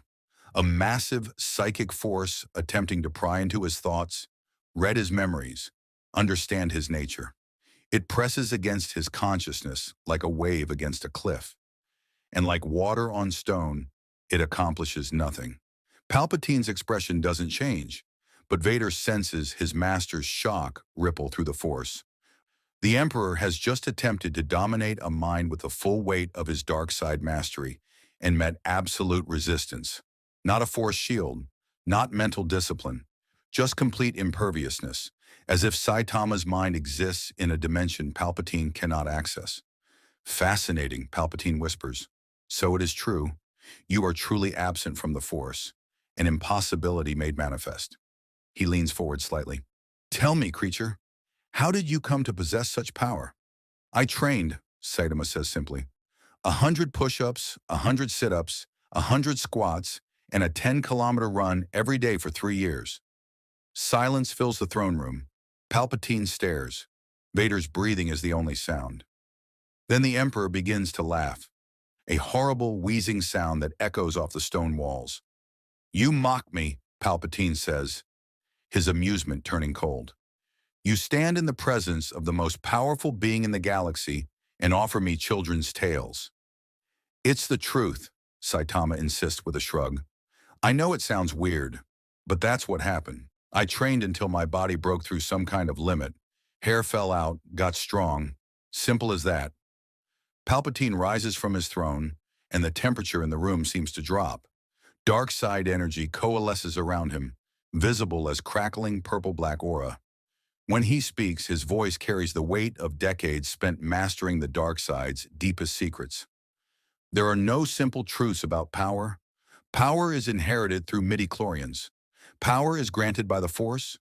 Power is seized through passion and suffering. But power does not simply emerge from exercise. He descends the steps toward them. And even Vader shifts uncomfortably. You lie, or you are too ignorant to understand your own nature. Which is it? Neither? Saitama scratches his head. Look, I don't know what midi-chlorians are, or what the Force is, but where I'm from, people can get strong through training. It's not normal to get as strong as me. I'm kind of an outlier, but it's possible. Where you are from, Palpatine repeats, circling Saitama like a predator studying prey. Another reality, Lord Vader informed me. Another universe with different physical laws. He stops directly in front of Saitama, yellow eyes burning. Tell me about this universe. What powers exist there? What threats? Lots of different stuff. Monsters mostly. Some aliens. Psychics. Cyborgs. Martial artists. A few gods here and there. Saitama counts on his fingers. Oh, and there was that one guy who could predict the future and move faster than light. He was pretty tough. Palpatine's interest sharpens visibly. Gods, multiple beings of your power level. Some stronger than me, probably. I haven't fought everyone yet. The Emperor's mind races through possibilities. An entire universe of beings like this anomaly. If even a fraction possessed similar invulnerability, if they could somehow be brought here and controlled. But no, the very nature of the anomaly makes control impossible. The Force cannot touch it. Pain cannot break it. What leverage could possibly work? Then Palpatine's eyes narrow as an idea forms, terrible and elegant. You wish to return home, he says, voice turning smooth and reasonable. I can help with that. My scientists and dark-side practitioners have studied dimensional phenomena for years. Given time and resources, we could recreate the conditions that brought you here. Send you back. Really? Saitama perks up. That'd be great. How long would it take? Months, perhaps. Maybe a year. Such work requires careful study and experimentation. Palpatine spreads his hands in a gesture of false benevolence. But I would need your cooperation. Observations of your physiology, tests of your abilities, complete transparency about your universe's properties. I guess I could do that, Saitama says slowly, as long as you're actually trying to help and not just stalling. Of course, the Empire always honors its agreements. The lie comes easily, practiced over decades of deception. In the meantime, you would need accommodations, purpose. Perhaps you could assist with certain tasks. Your abilities would be most useful for resolving conflicts without bloodshed. There it is, the hook. Vader recognizes his master's tactic immediately. Convince the anomaly that helping the Empire serves a greater good. Use its apparent morality against it. Make it complicit in Imperial actions until it's too invested to refuse more extreme requests. What kind of tasks? Saitama asks. Rebellious worlds that refuse Imperial law. Rather than costly military campaigns that result in countless deaths, you could simply encourage compliance. Show them the futility of resistance. Your invulnerability would prevent casualties on both sides. Saitama frowns. That sounds like being a bully. Show up and scare people into doing what you want. It is maintaining order, Palpatine counters smoothly. The alternative is war, orbital bombardment, Star Destroyer fleets reducing cities to ash. Surely preventing such tragedy is worth mild intimidation? The argument has logic to it, Saitama admits internally, but something feels wrong. Back home, the Hero Association sometimes use similar reasoning, show overwhelming force to prevent escalation. But the association, for all its flaws, didn't rule planets, didn't demand obedience through fear. I don't know, Saitama says honestly. That doesn't sound right to me. Palpatine's expression doesn't change, but Vader feels dark-side fury building beneath his master's calm exterior. The Emperor is not accustomed to refusal, not from anyone. The fact that this anomaly stands in his throne room and casually rejects his offer is an affront that demands response. Perhaps you need time to consider, Palpatine says, his voice taking on an edge like a blade hidden in silk. Lord Vader will show you to guest quarters. Think carefully about my offer. Remember, without my help, you will never see your home again. It's a threat disguised as advice. Cooperate or remain stranded forever. Saitama seems to recognize it for what it is. Yeah, I'll think about it, he says. Then, apparently oblivious to protocol, he turns and starts walking toward the exit. Palpatine's hand rises, crackling with dark side lightning. For a moment, Vader thinks his master will actually attack. Throw everything he has at this insolent anomaly that dares turn its back on the Emperor. But Palpatine restrains himself, barely. The lightning dissipates and his hand lowers. Lord Vader, Palpatine says quietly, his voice promising pain for someone. Escort our guest to appropriate quarters. See that he is comfortable. Vader bows and follows Saitama out of the throne room. The massive doors close behind them with a boom that echoes through the corridors. Once they're out of earshot, Vader speaks. You should not have refused him so directly. The Emperor does not forget slights. He wanted me to bully people for him, Saitama replies. I'm not going to do that, no matter how politely he asks. Then you have made an enemy of the most powerful man in the galaxy. I've fought a lot of powerful enemies. Saitama looks at Vader. Usually works out okay. Vader has no response to that. They walk in silence through the palace corridors, past royal guards and nervous attendants, until they reach a luxurious guest suite that's probably bugged with a dozen surveillance devices. Vader shows Saitama inside, a sprawling apartment with floor-to-ceiling windows overlooking Coruscant's cityscape, furnished with expensive taste that seems wasted on someone who sleeps in a basic apartment and shops at discount stores. Wait here, Vader commands. Do not leave these quarters without escort. The palace is dangerous for those who wander. Is that a threat? An observation. The Emperor's displeasure tends to manifest in unfortunate accidents. Saitama nods slowly. Got it. Thanks for being straight with me. Vader leaves, troubled in ways he can't fully articulate. The anomaly possesses power that could reshape the galaxy, yet uses it only to save lives and pursue mundane goals. It refuses the Emperor without fear. It treats everyone, Dark Lord and Lieutenant alike, with the same casual respect. It's either the wisest being Vader has encountered or the most foolish. He suspects it might be both. Back in the throne room, Palpatine sits alone in darkness, his mind churning through possibilities. The anomaly cannot be controlled through conventional means, cannot be killed, cannot be manipulated through the Force. But every being has weaknesses, attachments, desires, fears. The anomaly wants to go home. That desire is leverage. Keep it here. Promise eventual success while never delivering, gradually making it dependent on imperial resources. And if that fails, if the anomaly proves truly intractable, then perhaps its home universe contains the key. Other beings of similar power, perhaps some more amenable to control, or perhaps the anomaly itself could be used as a weapon, pointed at targets and released like a natural disaster. Either way, Palpatine has no intention of letting this opportunity escape. The anomaly will serve the Empire, willingly or not. It just doesn't know it yet. Saitama spends the next week in luxurious imprisonment, though the Empire never calls it that. His quarters are comfortable. Food arrives on schedule, actual Earth-style meals that someone clearly researched, probably by scanning his memories during failed psychic probes. He has access to entertainment systems he doesn't understand and a view of Coruscant's endless cityscape that loses its novelty after the second day.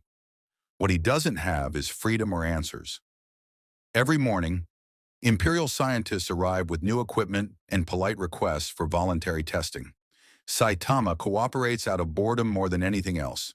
They scan him with devices that return impossible readings. They ask him to demonstrate his strength on various materials. Durasteel blocks that he crumbles like cookies, blast-resistant alloys that bend under his casual grip. They measure his speed, his reaction time, his durability. Every test confirms what they already know. He exists outside their understanding of physics. But no one mentions sending him home.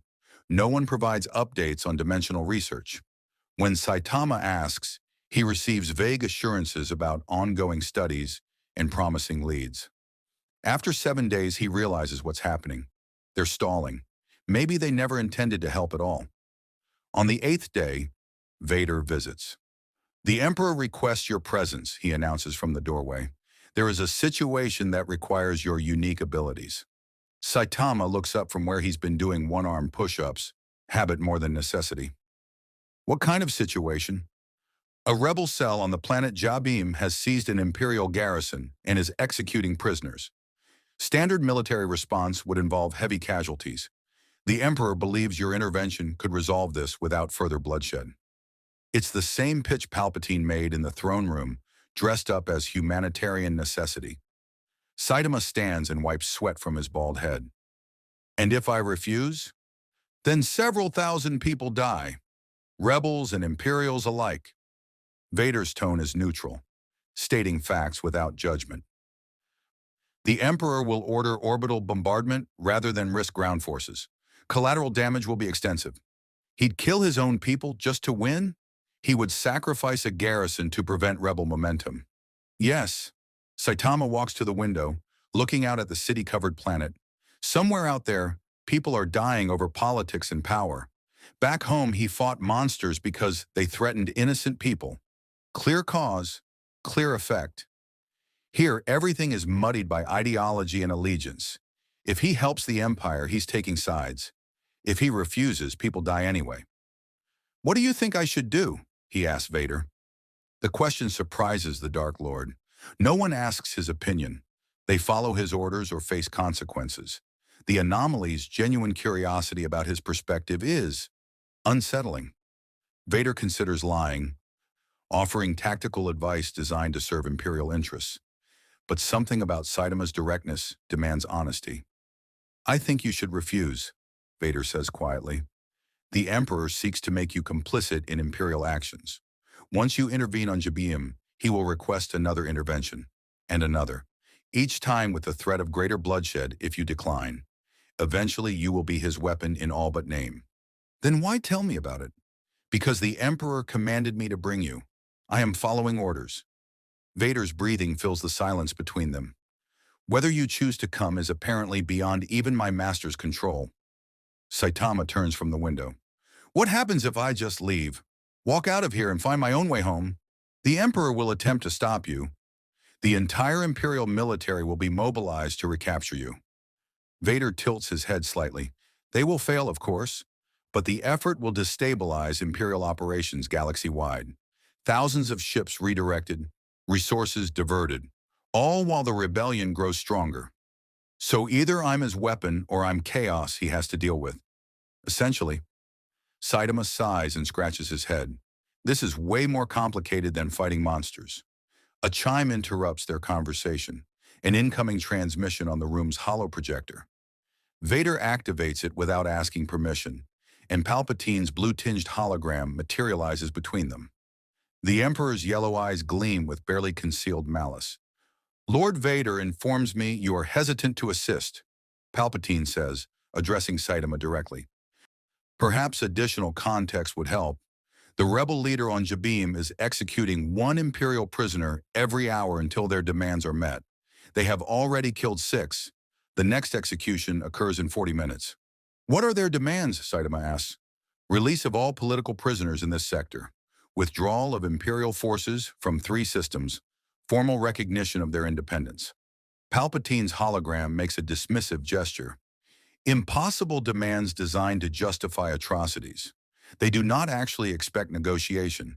They simply want to kill Imperials and claim moral righteousness. How do you know that?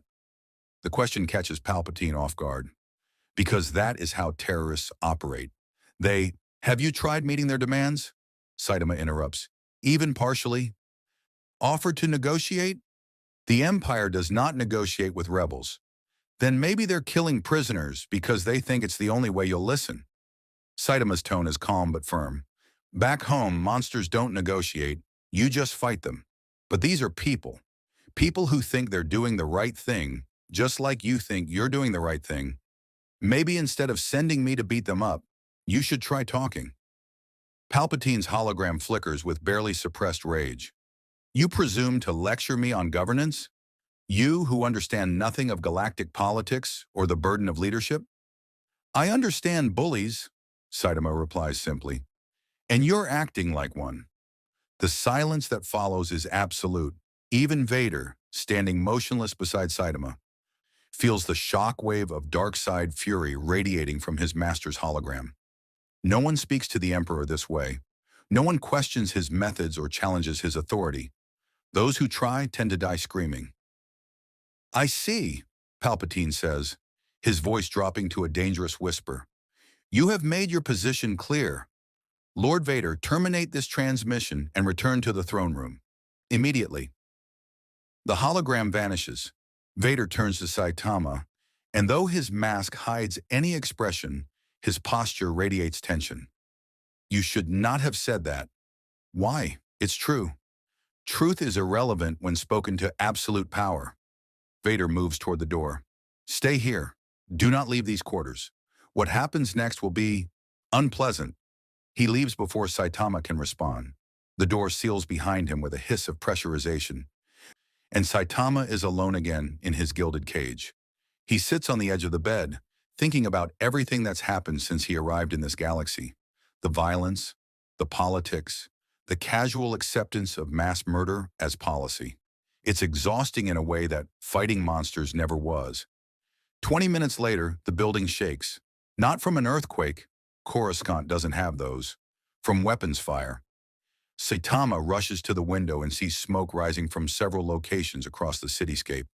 Explosions bloom in the distance, brilliant orange against the perpetual twilight of the city planet. Alarm klaxons wail through the palace corridors. His door chimes. He opens it to find Lieutenant Suresh standing there, her uniform disheveled, a blaster pistol in her hand. We need to go, she says urgently. Now.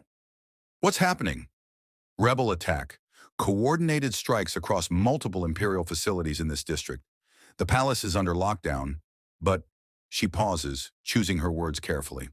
Some of us think this is the Emperor's doing, that he arranged this attack to force your hand. Why would he do that? Because now he can say you allowed this to happen, that if you'd helped on Jabim, the rebels wouldn't have been emboldened to strike here. Saresh grabs his arm, a futile gesture given his immovability, but desperate. Please, I have friends in the civilian sectors near those explosions. If you can help.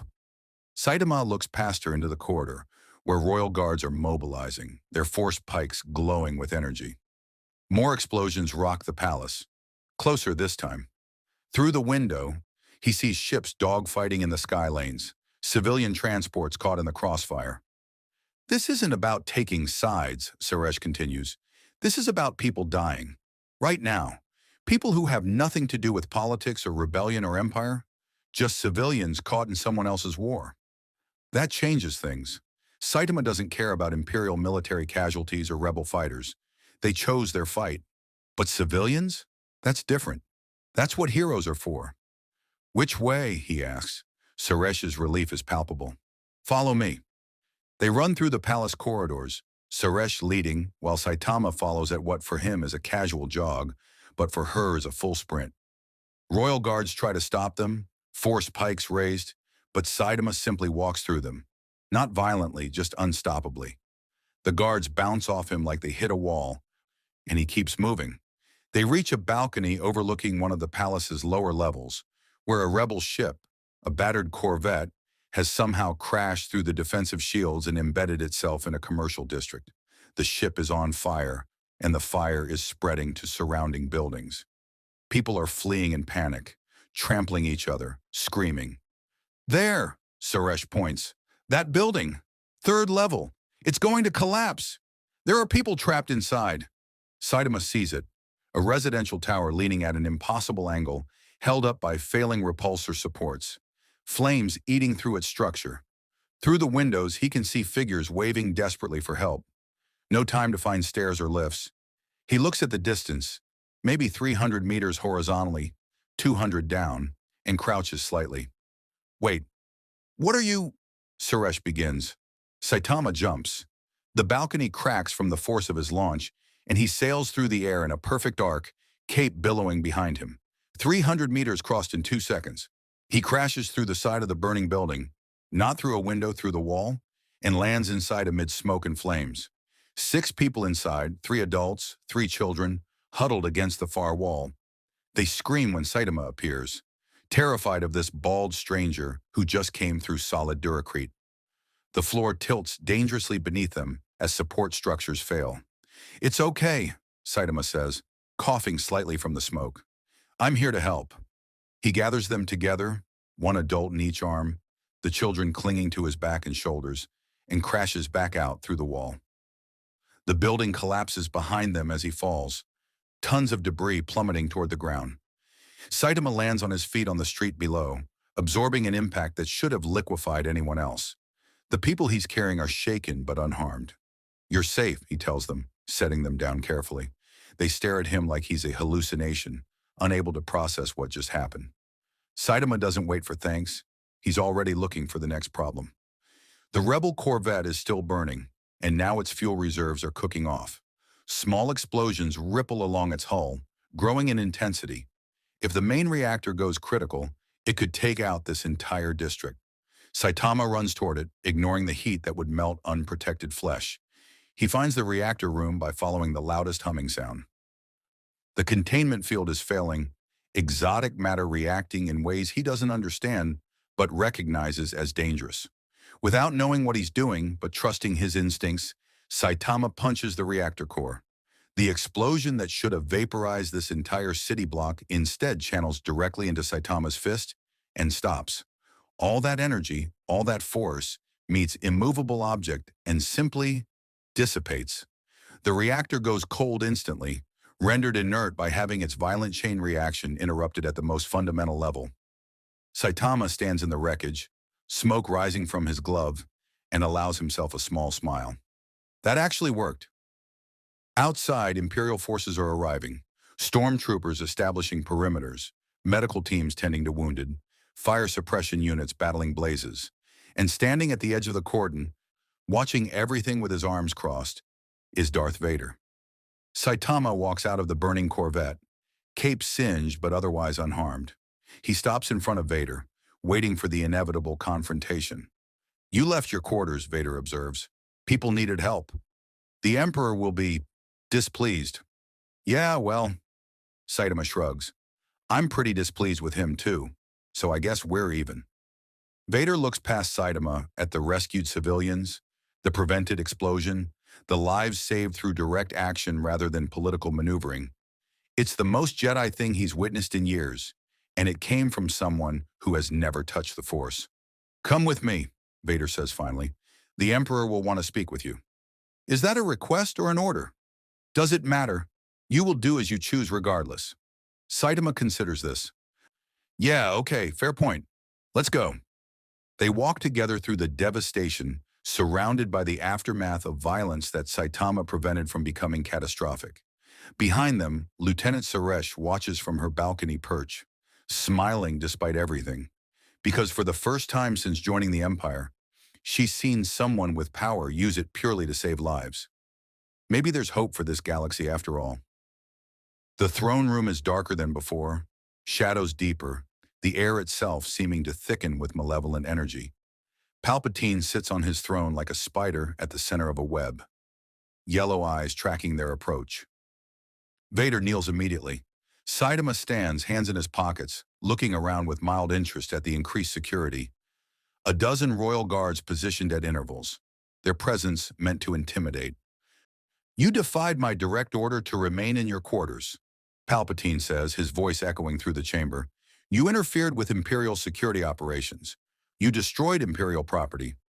Each accusation lands with calculated weight. And yet Lord Vader reports you saved approximately 300 civilian lives during the rebel attack. Yeah, Saitama confirms. Building was collapsing. Ship was going to explode.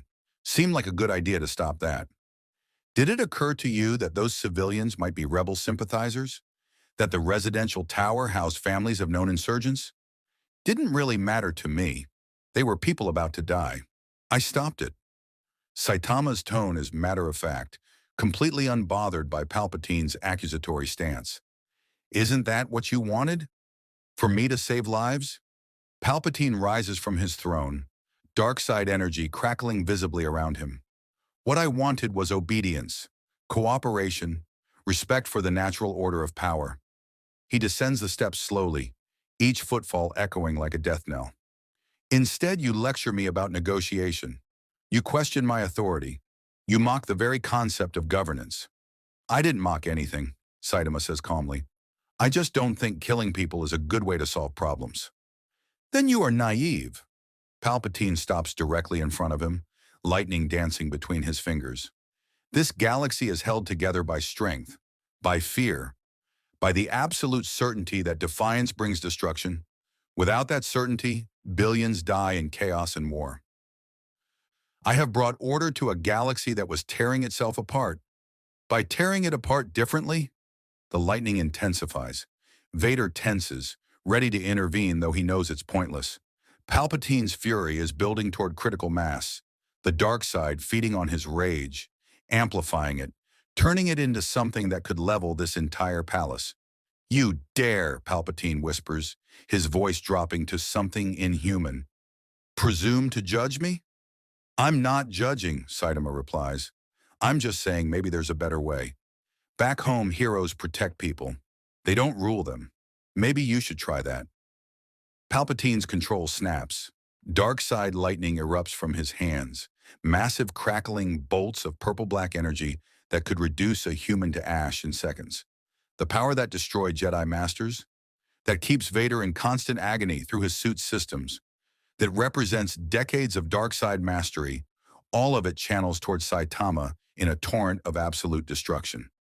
The lightning hits him and stops, not dispersed, not absorbed, just stops, crackling against his skin harmlessly, unable to penetrate, unable to harm. Saitama stands there while energy that should be killing him simply flickers across his yellow suit like a light show. That tickles a little, he observes. Palpatine intensifies the assault, drawing on reserves of dark side power that would kill most Sith through simple exertion. The throne room fills with blinding light and the smell of ozone. Royal guards back away, their armor smoking from proximity to such concentrated energy. Vader feels it through the Force, his master channeling more power than he's ever witnessed, enough to level city blocks, concentrated on a single target, and it's doing nothing. Finally, after nearly a full minute of sustained attack, Palpatine stops. He staggers slightly, actually winded, his ancient face twisted with fury and, for the first time in decades, genuine fear. The anomaly stands unchanged, not even sweating. cape slightly singed but otherwise completely unharmed. "Are you done?" Saitama asks. Palpatine's breathing is ragged. "What? Are you?" "Just a guy who wants to go home." Saitama brushes some residual electricity off his shoulder. "Look, I get that you're powerful here. You've got your empire and your armies and your lightning hands. That's fine. But I'm not going to help you bully people, and I'm definitely not going to be scared of you." He looks directly into Palpatine's yellow eyes. "So either help me get home like you promised, or get out of my way while I figure it out myself." The silence that follows is absolute. Vader has never seen his master so thoroughly defeated, not through combat, but through complete irrelevance. All of Palpatine's power, all his dark side mastery, means nothing to this being. It's like watching an ocean rage against a mountain, impressive but ultimately futile. "Get out!" Palpatine hisses. "Get out of my sight before I—" "Before you what?" Saitama interrupts. "Try to kill me again? We both know how that goes." He turns toward the exit, then pauses. "You know what your real problem is? You're so focused on making people afraid of you that you forgot to actually help them. That's not strength. That's just being a jerk." He walks out, leaving the Emperor of the Galactic Empire standing alone in his throne room, impotent and furious. The massive doors close behind him with a boom that sounds like thunder. Vader remains kneeling, waiting for his master's command, dreading what comes next. "Find a way," Palpatine says finally, his voice cold as death. "Find a way to control it, use it, or destroy it. I don't care which. But that thing will not be allowed to simply leave. It represents too great a threat, both to the Empire and to the natural order of the Force itself." "Yes, my master." Vader rises. "Though I must point out that destroying it appears impossible." "Then trap it. Send it somewhere it cannot return from. Drop it into a black hole. Eject it into deep space with no reference points. Bury it in the core of a dying star." Palpatine's hands clench into fists. "The anomaly believes it can simply walk away from the Empire. We will demonstrate otherwise." Vader bows and exits, his mind already calculating options. None of them good. The anomaly cannot be killed, cannot be contained, cannot be manipulated through force or fear. Traditional Imperial methods are useless. But perhaps there's another approach, one that relies not on forcing the anomaly's hand, but on making it choose to stay. He finds Saitama in the palace gardens, of all places, a small green space maintained for aesthetic purposes that few ever visit. The bald man is sitting on a bench, looking up at Coruscant's sky, or what passes for sky, a haze of light pollution and atmospheric processors that hides the stars. "Can't see the stars here," Saitama says without turning around. "Too much artificial light. Back home, you can see them if you get far enough from the cities. They're pretty." Vader sits beside him, an unusual gesture that surprises them both. "The Emperor will not allow you to leave peacefully?" "I figured.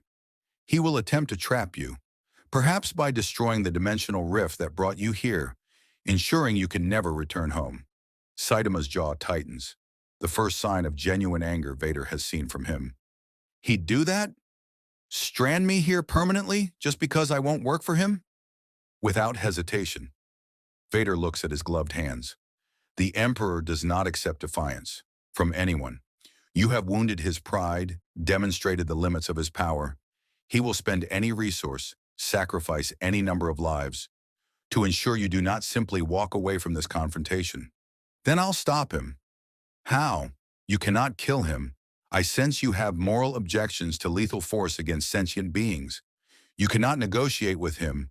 He interprets compromise as weakness. You cannot hide from him. His reach extends across the galaxy." Saitama is quiet for a long moment. "What would you do? If you were me?" The question catches Vader off guard again. I don't know. I have never been in a position where I could simply refuse power. First the Jedi, then the Emperor. There has always been someone to serve, someone to obey." He pauses. "But if I could start over, knowing what I know now, I would not serve anyone. I would forge my own path." "Yeah?" Saitama looks at him. "Then why don't you?" "Because I am bound by choices I made long ago. By cybernetics that keep me alive. By debts I can never repay." Vader's breathing is the only sound for a moment. and perhaps by fear of what I would become without the structure the Emperor provides. That's pretty sad, man. Yes, Vader agrees quietly. It is. An alarm suddenly blares across the palace.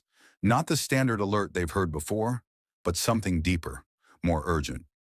Vader's comm link crackles to life immediately. Lord Vader, priority transmission from the Imperial fleet. The Death Star has been detected approaching Coruscant. ETA 12 hours. Vader stiffens. The Death Star, the Emperor's ultimate weapon, a battle station capable of destroying entire planets. Why would Palpatine summon it here, to the capital? Unless he's going to use it, Vader says aloud, realization dawning. Not on Coruscant. On the planet of your choice. He'll give you an ultimatum. Serve the Empire willingly or watch as he destroys a populated world. Force you to comply through moral leverage. He'd kill millions of people just to blackmail me? Saitama stands up, his casual demeanor finally cracking. What kind of monster does that? The kind who rules through fear. Vader stands as well. The Death Star's super laser can destroy a planet in a single shot.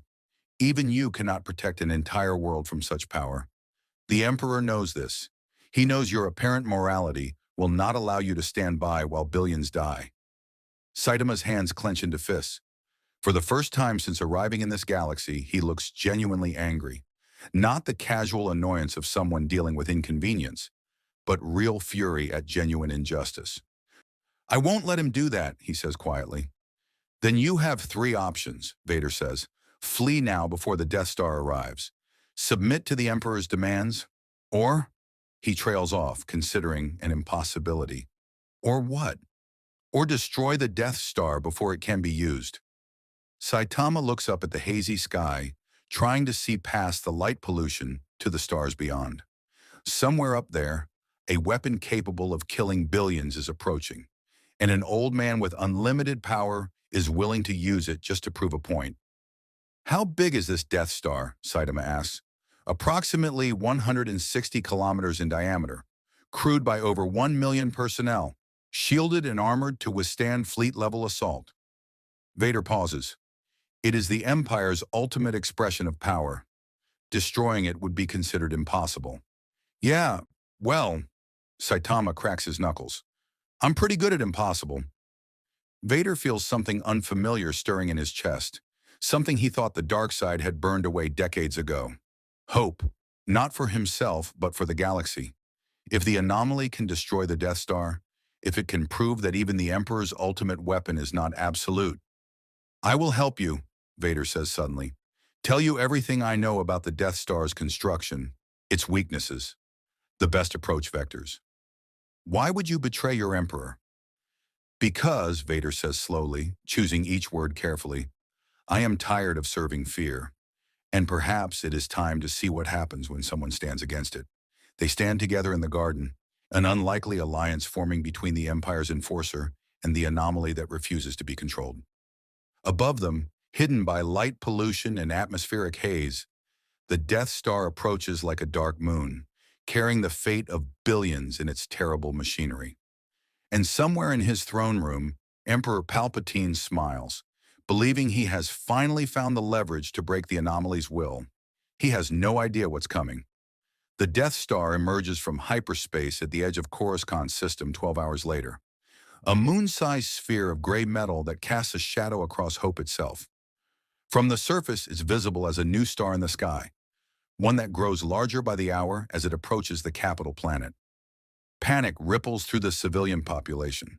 Why would the Empire bring its ultimate weapon to Coruscant? What threat could possibly justify such a deployment? In Vader's personal chambers, Saitama studies holographic schematics of the battle station, while the Dark Lord explains its construction.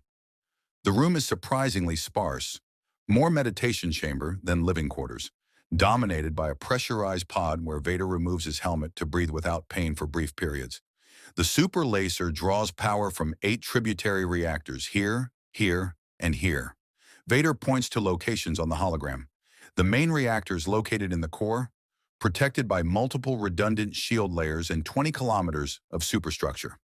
The exterior is armored with quadanium steel plating, capable of withstanding sustained turbolaser bombardment. But there's a weakness, right? Saitama asks. There's always a weakness. The thermal exhaust port leading directly to the main reactor is poorly shielded, a design flaw the engineers argued was too small to exploit.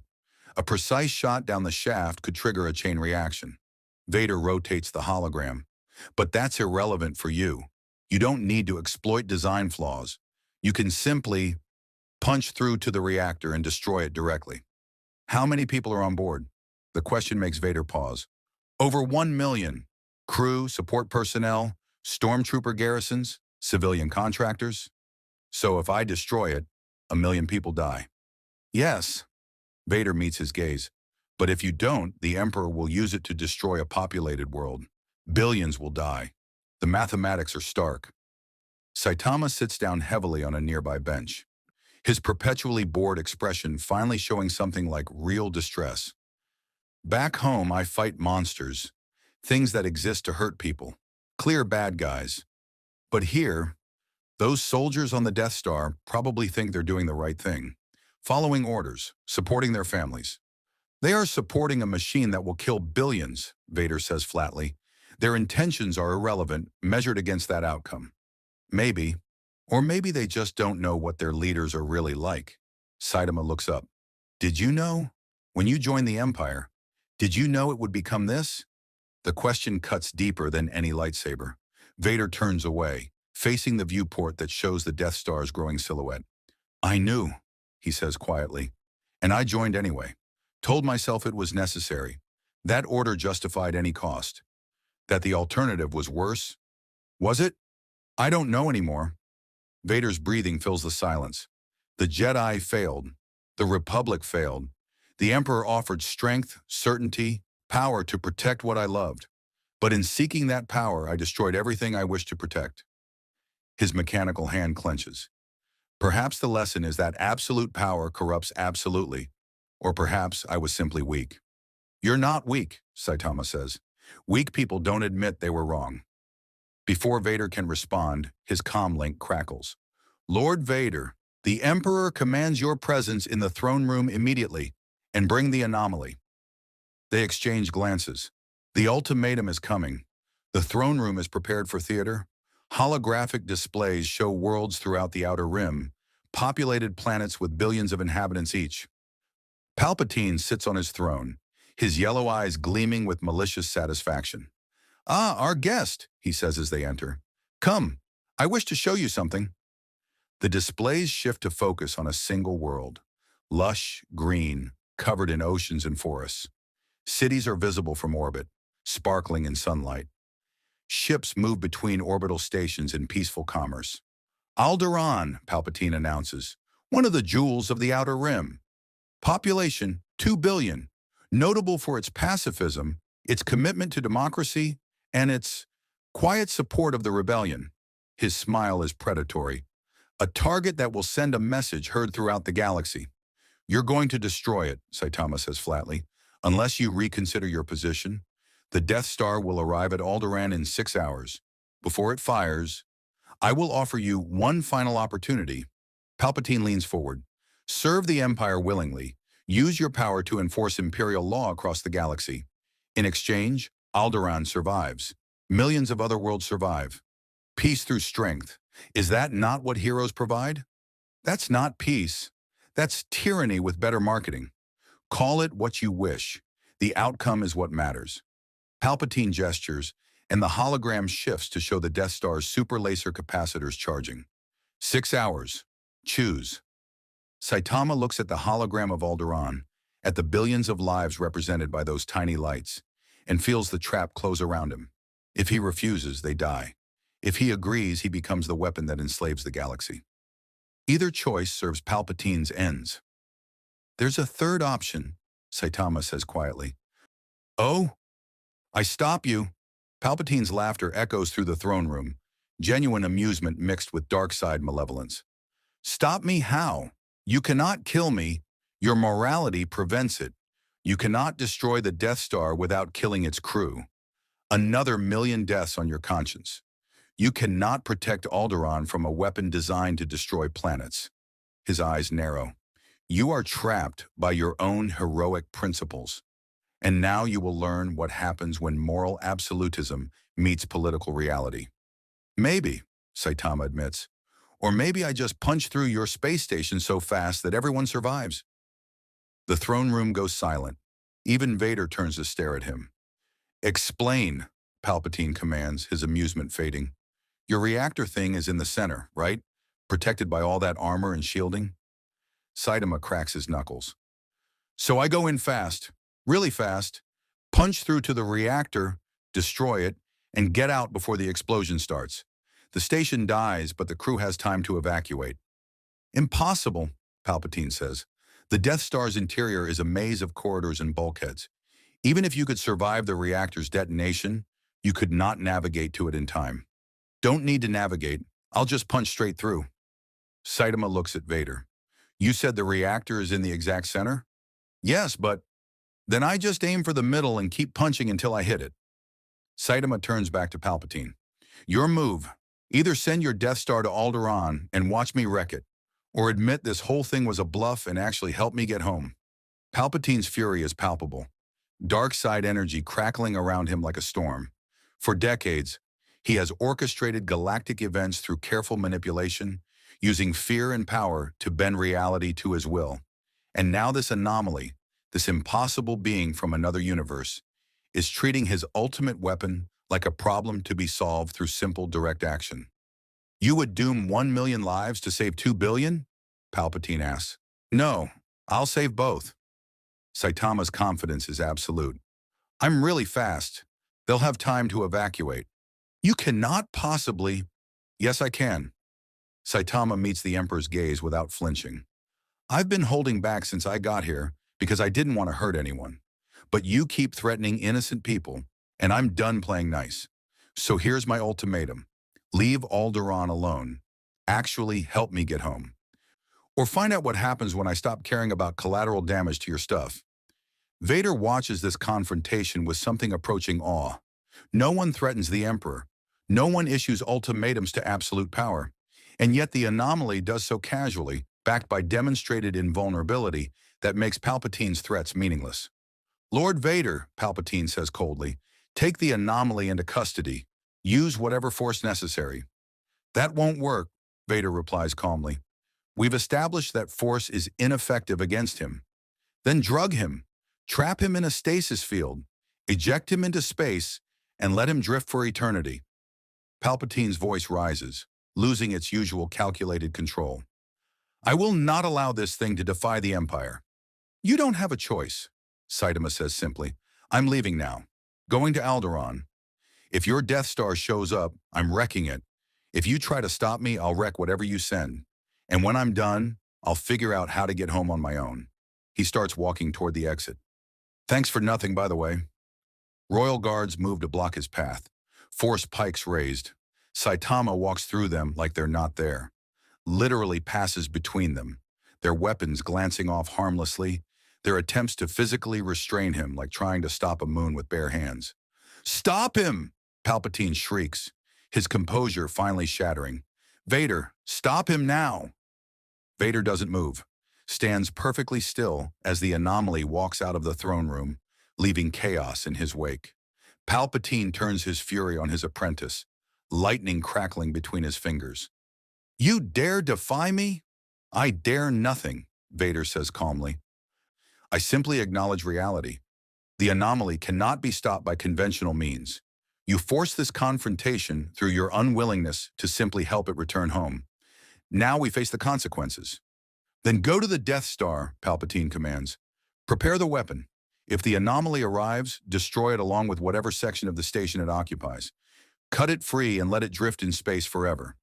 That will kill thousands of our own crew. An acceptable sacrifice to contain this threat. Vader bows. Perfect Imperial protocol masking internal revolution.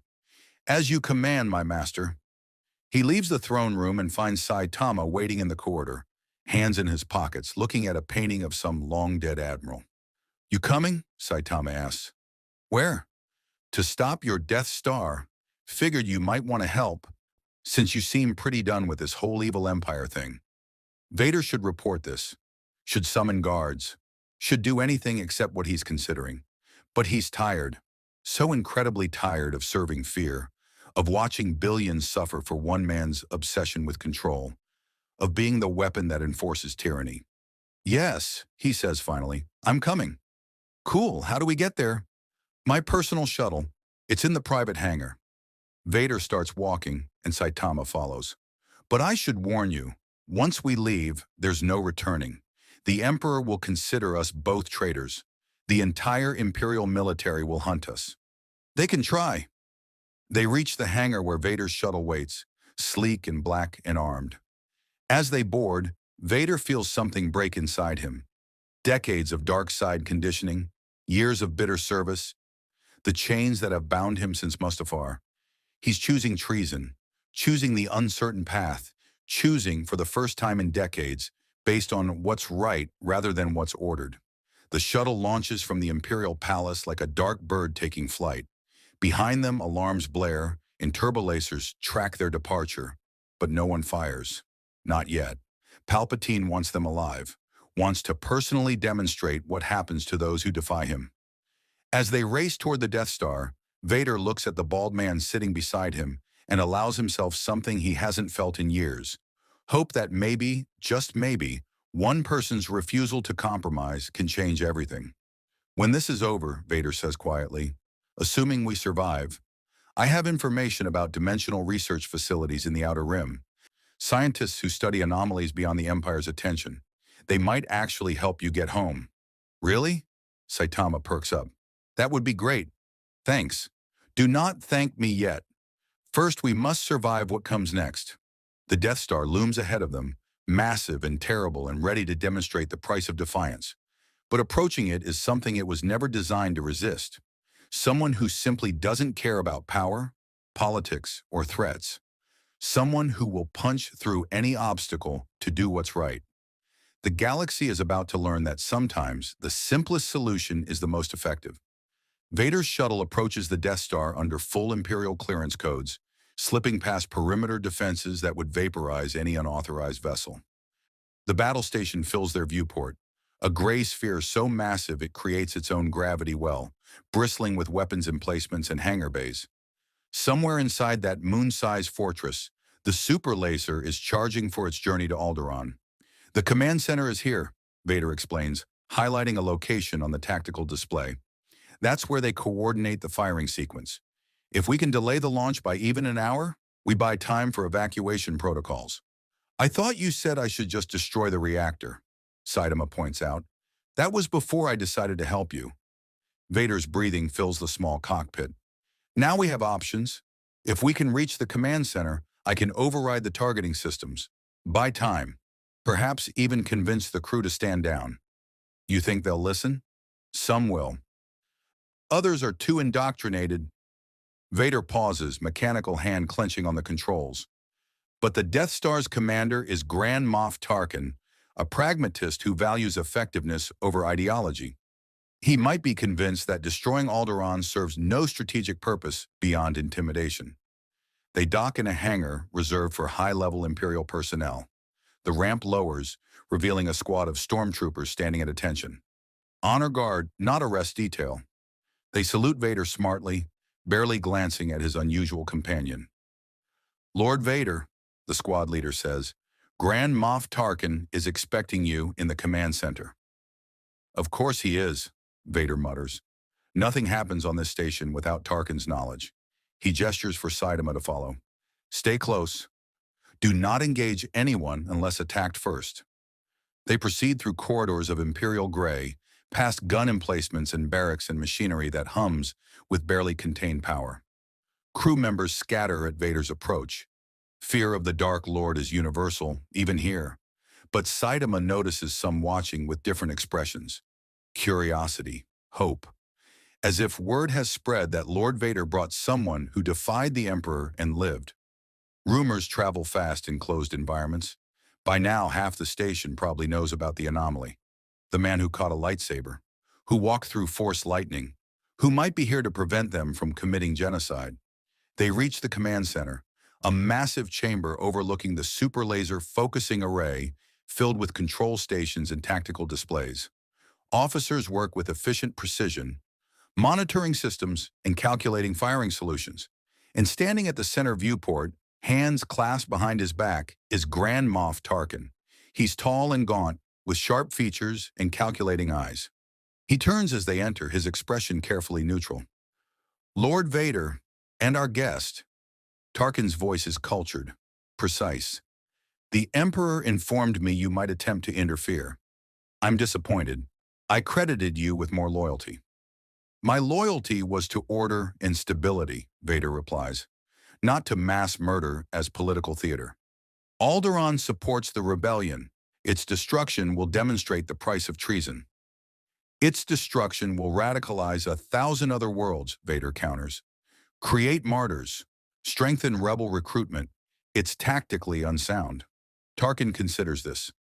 Actually considers it because he's one of the few Imperial officers who thinks rather than simply follows orders. An interesting argument, but the Emperor's command is clear. Alderaan will be destroyed in, he checks a chrono, 43 minutes. Then countermand the order, Vader says. I cannot. The Emperor would have me executed. The Emperor isn't here. I am. The threat is implicit but unmistakable. Tarkin's eyes narrow slightly. You would kill me to save a rebel world? That seems unlike you, Lord Vader. I would kill you to prevent this station from committing an atrocity that will haunt the Empire for generations, Vader corrects. But that won't be necessary, because you're going to delay the firing sequence while we evacuate Alderaan's population. Evacuate 2 billion people in 40 minutes? Impossible. Then we have a problem, Saitama speaks up for the first time. All eyes turn to him, this bald man in yellow who somehow has Lord Vader's protection. Because if that laser fires, I'm destroying this station, and everyone on it dies. Tarkin stares at him. You cannot destroy the Death Star. It's the most powerful weapon ever constructed. Yeah, about that. Saitama walks to the viewport and looks down at the super laser array below. Your reactor's in the center, right? Protected by like 20 kilometers of metal and shields? More than that. The reactor core is essentially impregnable. Cool. Saitama cracks his knuckles. I'm going to punch through all of it, destroy the reactor, and get out before the explosion. You've got maybe 5 minutes to start evacuation procedures. Otherwise, 1 million people die because your boss wanted to prove a point. This is insanity, Tarkin says flatly. Lord Vader, control your associate. I cannot control him, Vader admits. No one can. The anomaly exists outside all conventional understanding of power. The Emperor learned that the hard way. Then I'll simply have him removed. Tarkin presses a comm button. Security to the command center. We have an intruder making threats. 30 seconds later, a squad of stormtroopers bursts through the doors, blasters raised. Saitama sighs, already tired of this routine. The lead trooper fires, a warning shot that should stun or at least intimidate. The bolt hits Saitama's chest and bounces off, ricocheting into a control panel that sparks and dies. Stop shooting, Saitama says tiredly. It doesn't work. It never works. Can we just skip this part? More troopers arrive. Someone calls for backup. Within 2 minutes, 50 heavily armed soldiers pack the command center, all weapons trained on Saitama. He stands there patiently while they figure out that nothing they're doing has any effect. Enough, Tarkin finally commands. Stand down. He looks at Vader. What is he? Something from outside our galaxy, outside our understanding, and he's telling the truth. He can destroy this station. Vader's breathing is steady, measured. I've seen him survive vacuum, catch lightsaber blades, walk through force lightning. There is nothing we can do to stop him. Tarkin processes this information with his characteristic cold logic. If what Vader says is true, if this being truly can destroy the Death Star, then firing on Alderaan guarantees the station's destruction. 1 million lives lost for 2 billion. The mathematics favor Alderaan, but defying the Emperor will have me executed, Tarkin says quietly. Only if he can prove you had a choice, Vader replies. Blame me. Say I forced your hand. Say the anomaly threatened the station, and you prioritize crew safety over the mission. He's pragmatic enough to accept reasonable failure. Is he? Tarkin's expression suggests doubt. But he's also a survivor who's navigated Imperial politics for decades. If I delay the firing sequence, you guarantee no harm comes to this station? If you delay it and actually help evacuate Alderaan, Saitama corrects, I'm not letting you kill people.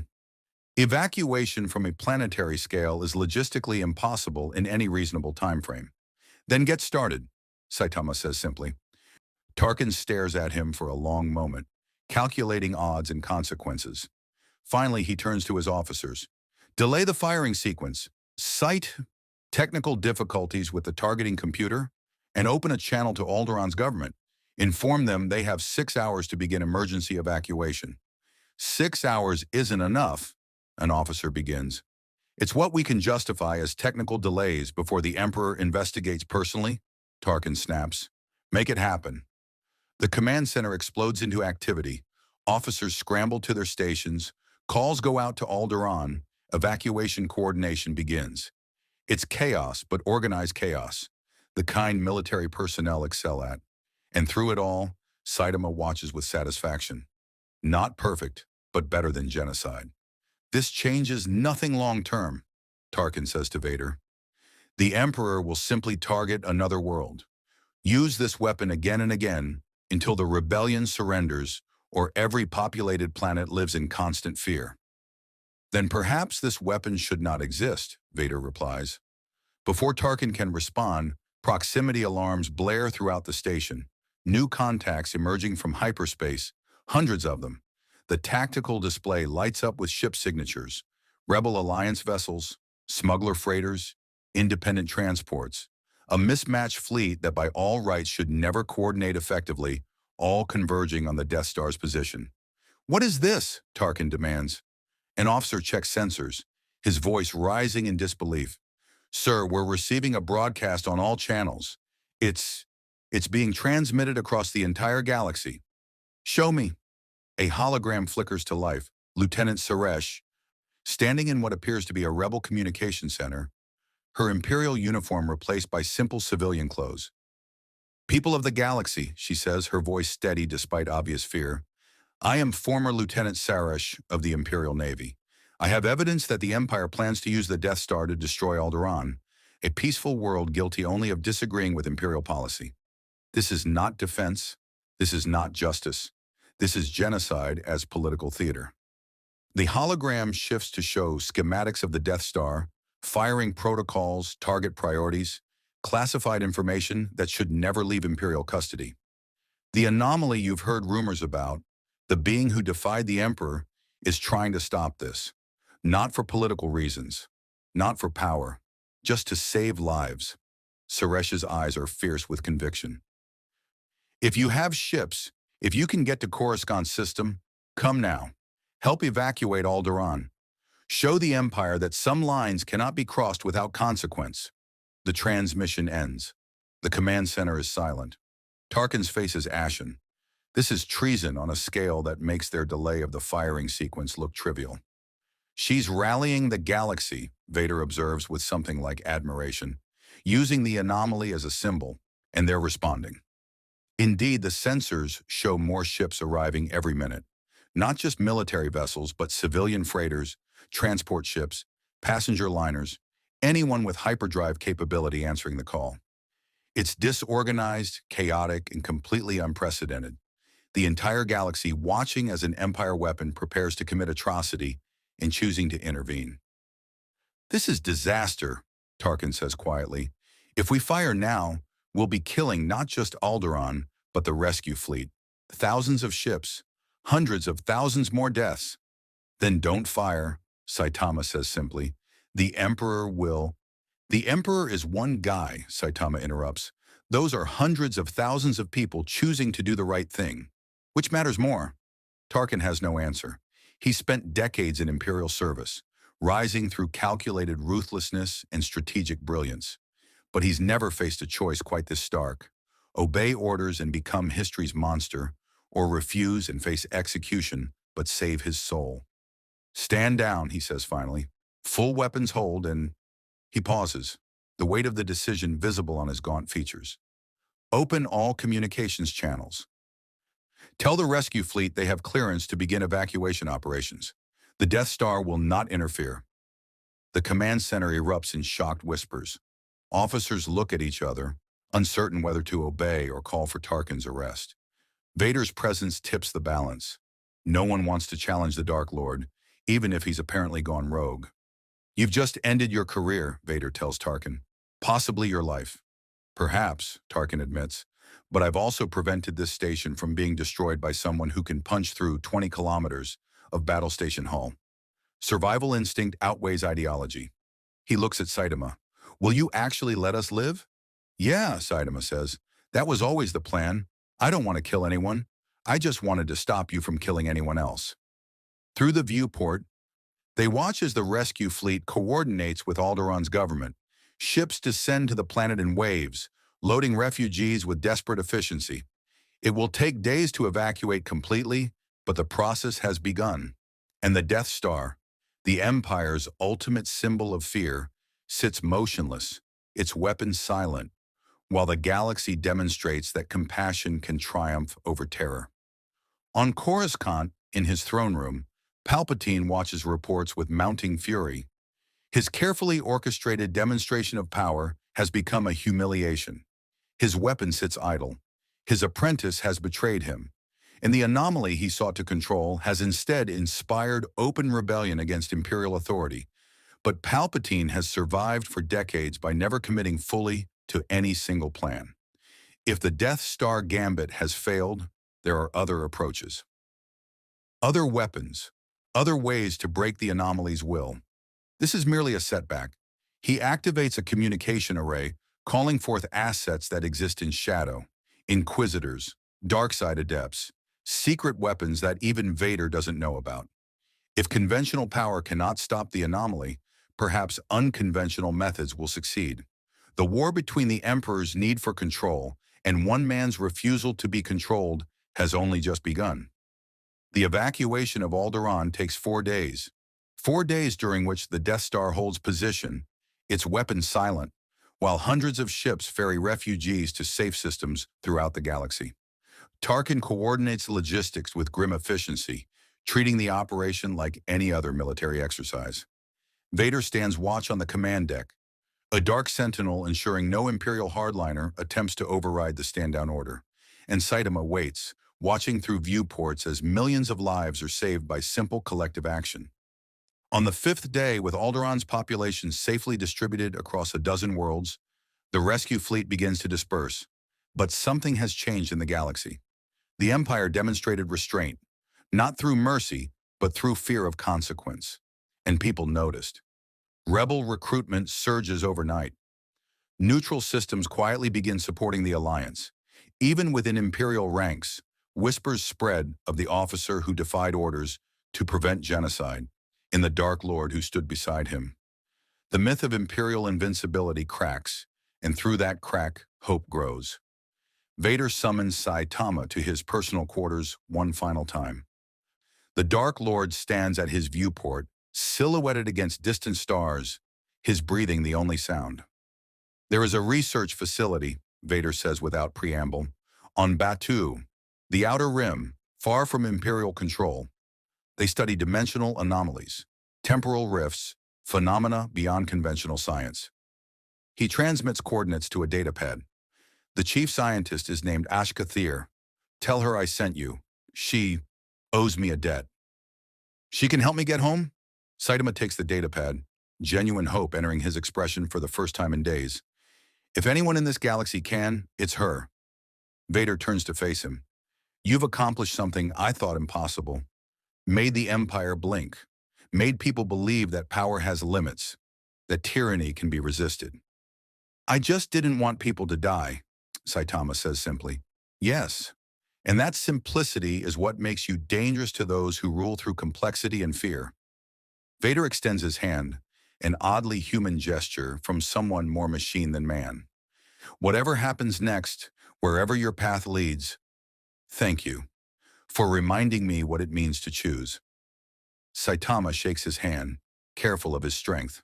What about you? The Emperor's going to be pretty angry. Let him be. Vader's breathing somehow sounds different, lighter, less burdened. I have served fear long enough. Perhaps it is time to discover what I could have been without it. They part ways in that moment, the anomaly and the Dark Lord, two beings who should never have allied but found common ground in refusing to be what others demanded. Vader arranges for a fast courier ship, fully fueled and equipped with navigation data to Batuu. He watches from the hangar as Saitama boards, cape billowing behind him, looking every bit the hero, despite never claiming the title.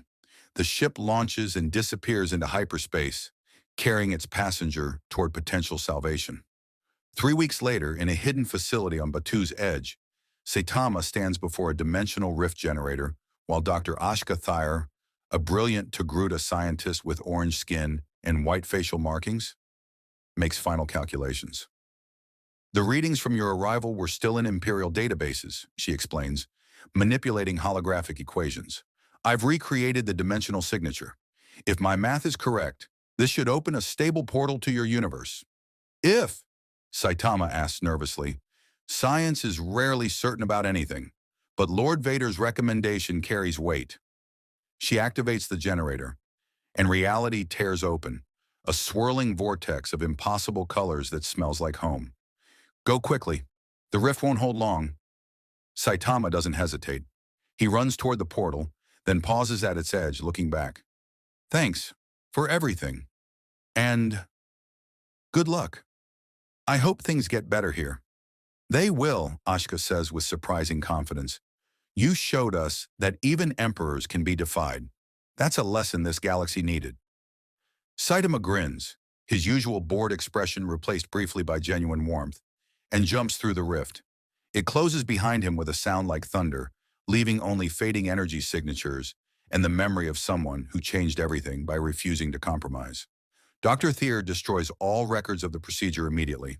If the Empire discovers what she's done, her life is forfeit. But some things are worth the risk. Across the galaxy, the consequences of Saitama's presence continue to ripple outward. The Death Star sits in space dock, its reputation as an invincible weapon forever tarnished. Tarkin lives, surprisingly. Palpatine recognizes pragmatism when he sees it and decides the Grand Moff is more useful alive than dead. But the Emperor's attention has turned elsewhere, to darker projects and more subtle forms of control. Vader walks a different path now, still serving the Empire in appearance, but choosing his battles, allowing more rebels to escape, making decisions based on conscience rather than compulsion. The dark side still holds him, but its grip loosens incrementally. Perhaps there's redemption even for someone who's fallen as far as he has. Lieutenant Suresh, now Commander Saresh of the Rebel Alliance, becomes a hero in her own right, her broadcast having inspired the galactic rescue effort. She tells stories about the strange bald man who just wanted to go home, who possessed ultimate power, but used it only to protect life.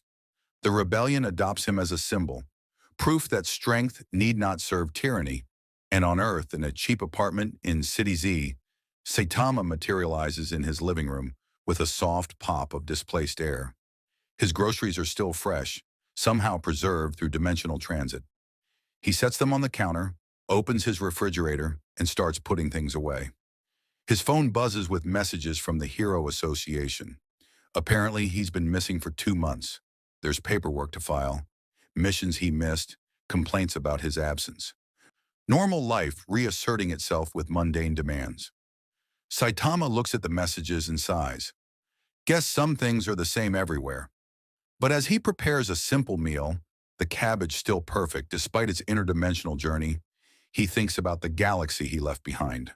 About Vader choosing to help despite everything. About Suresh risking her life to broadcast the truth.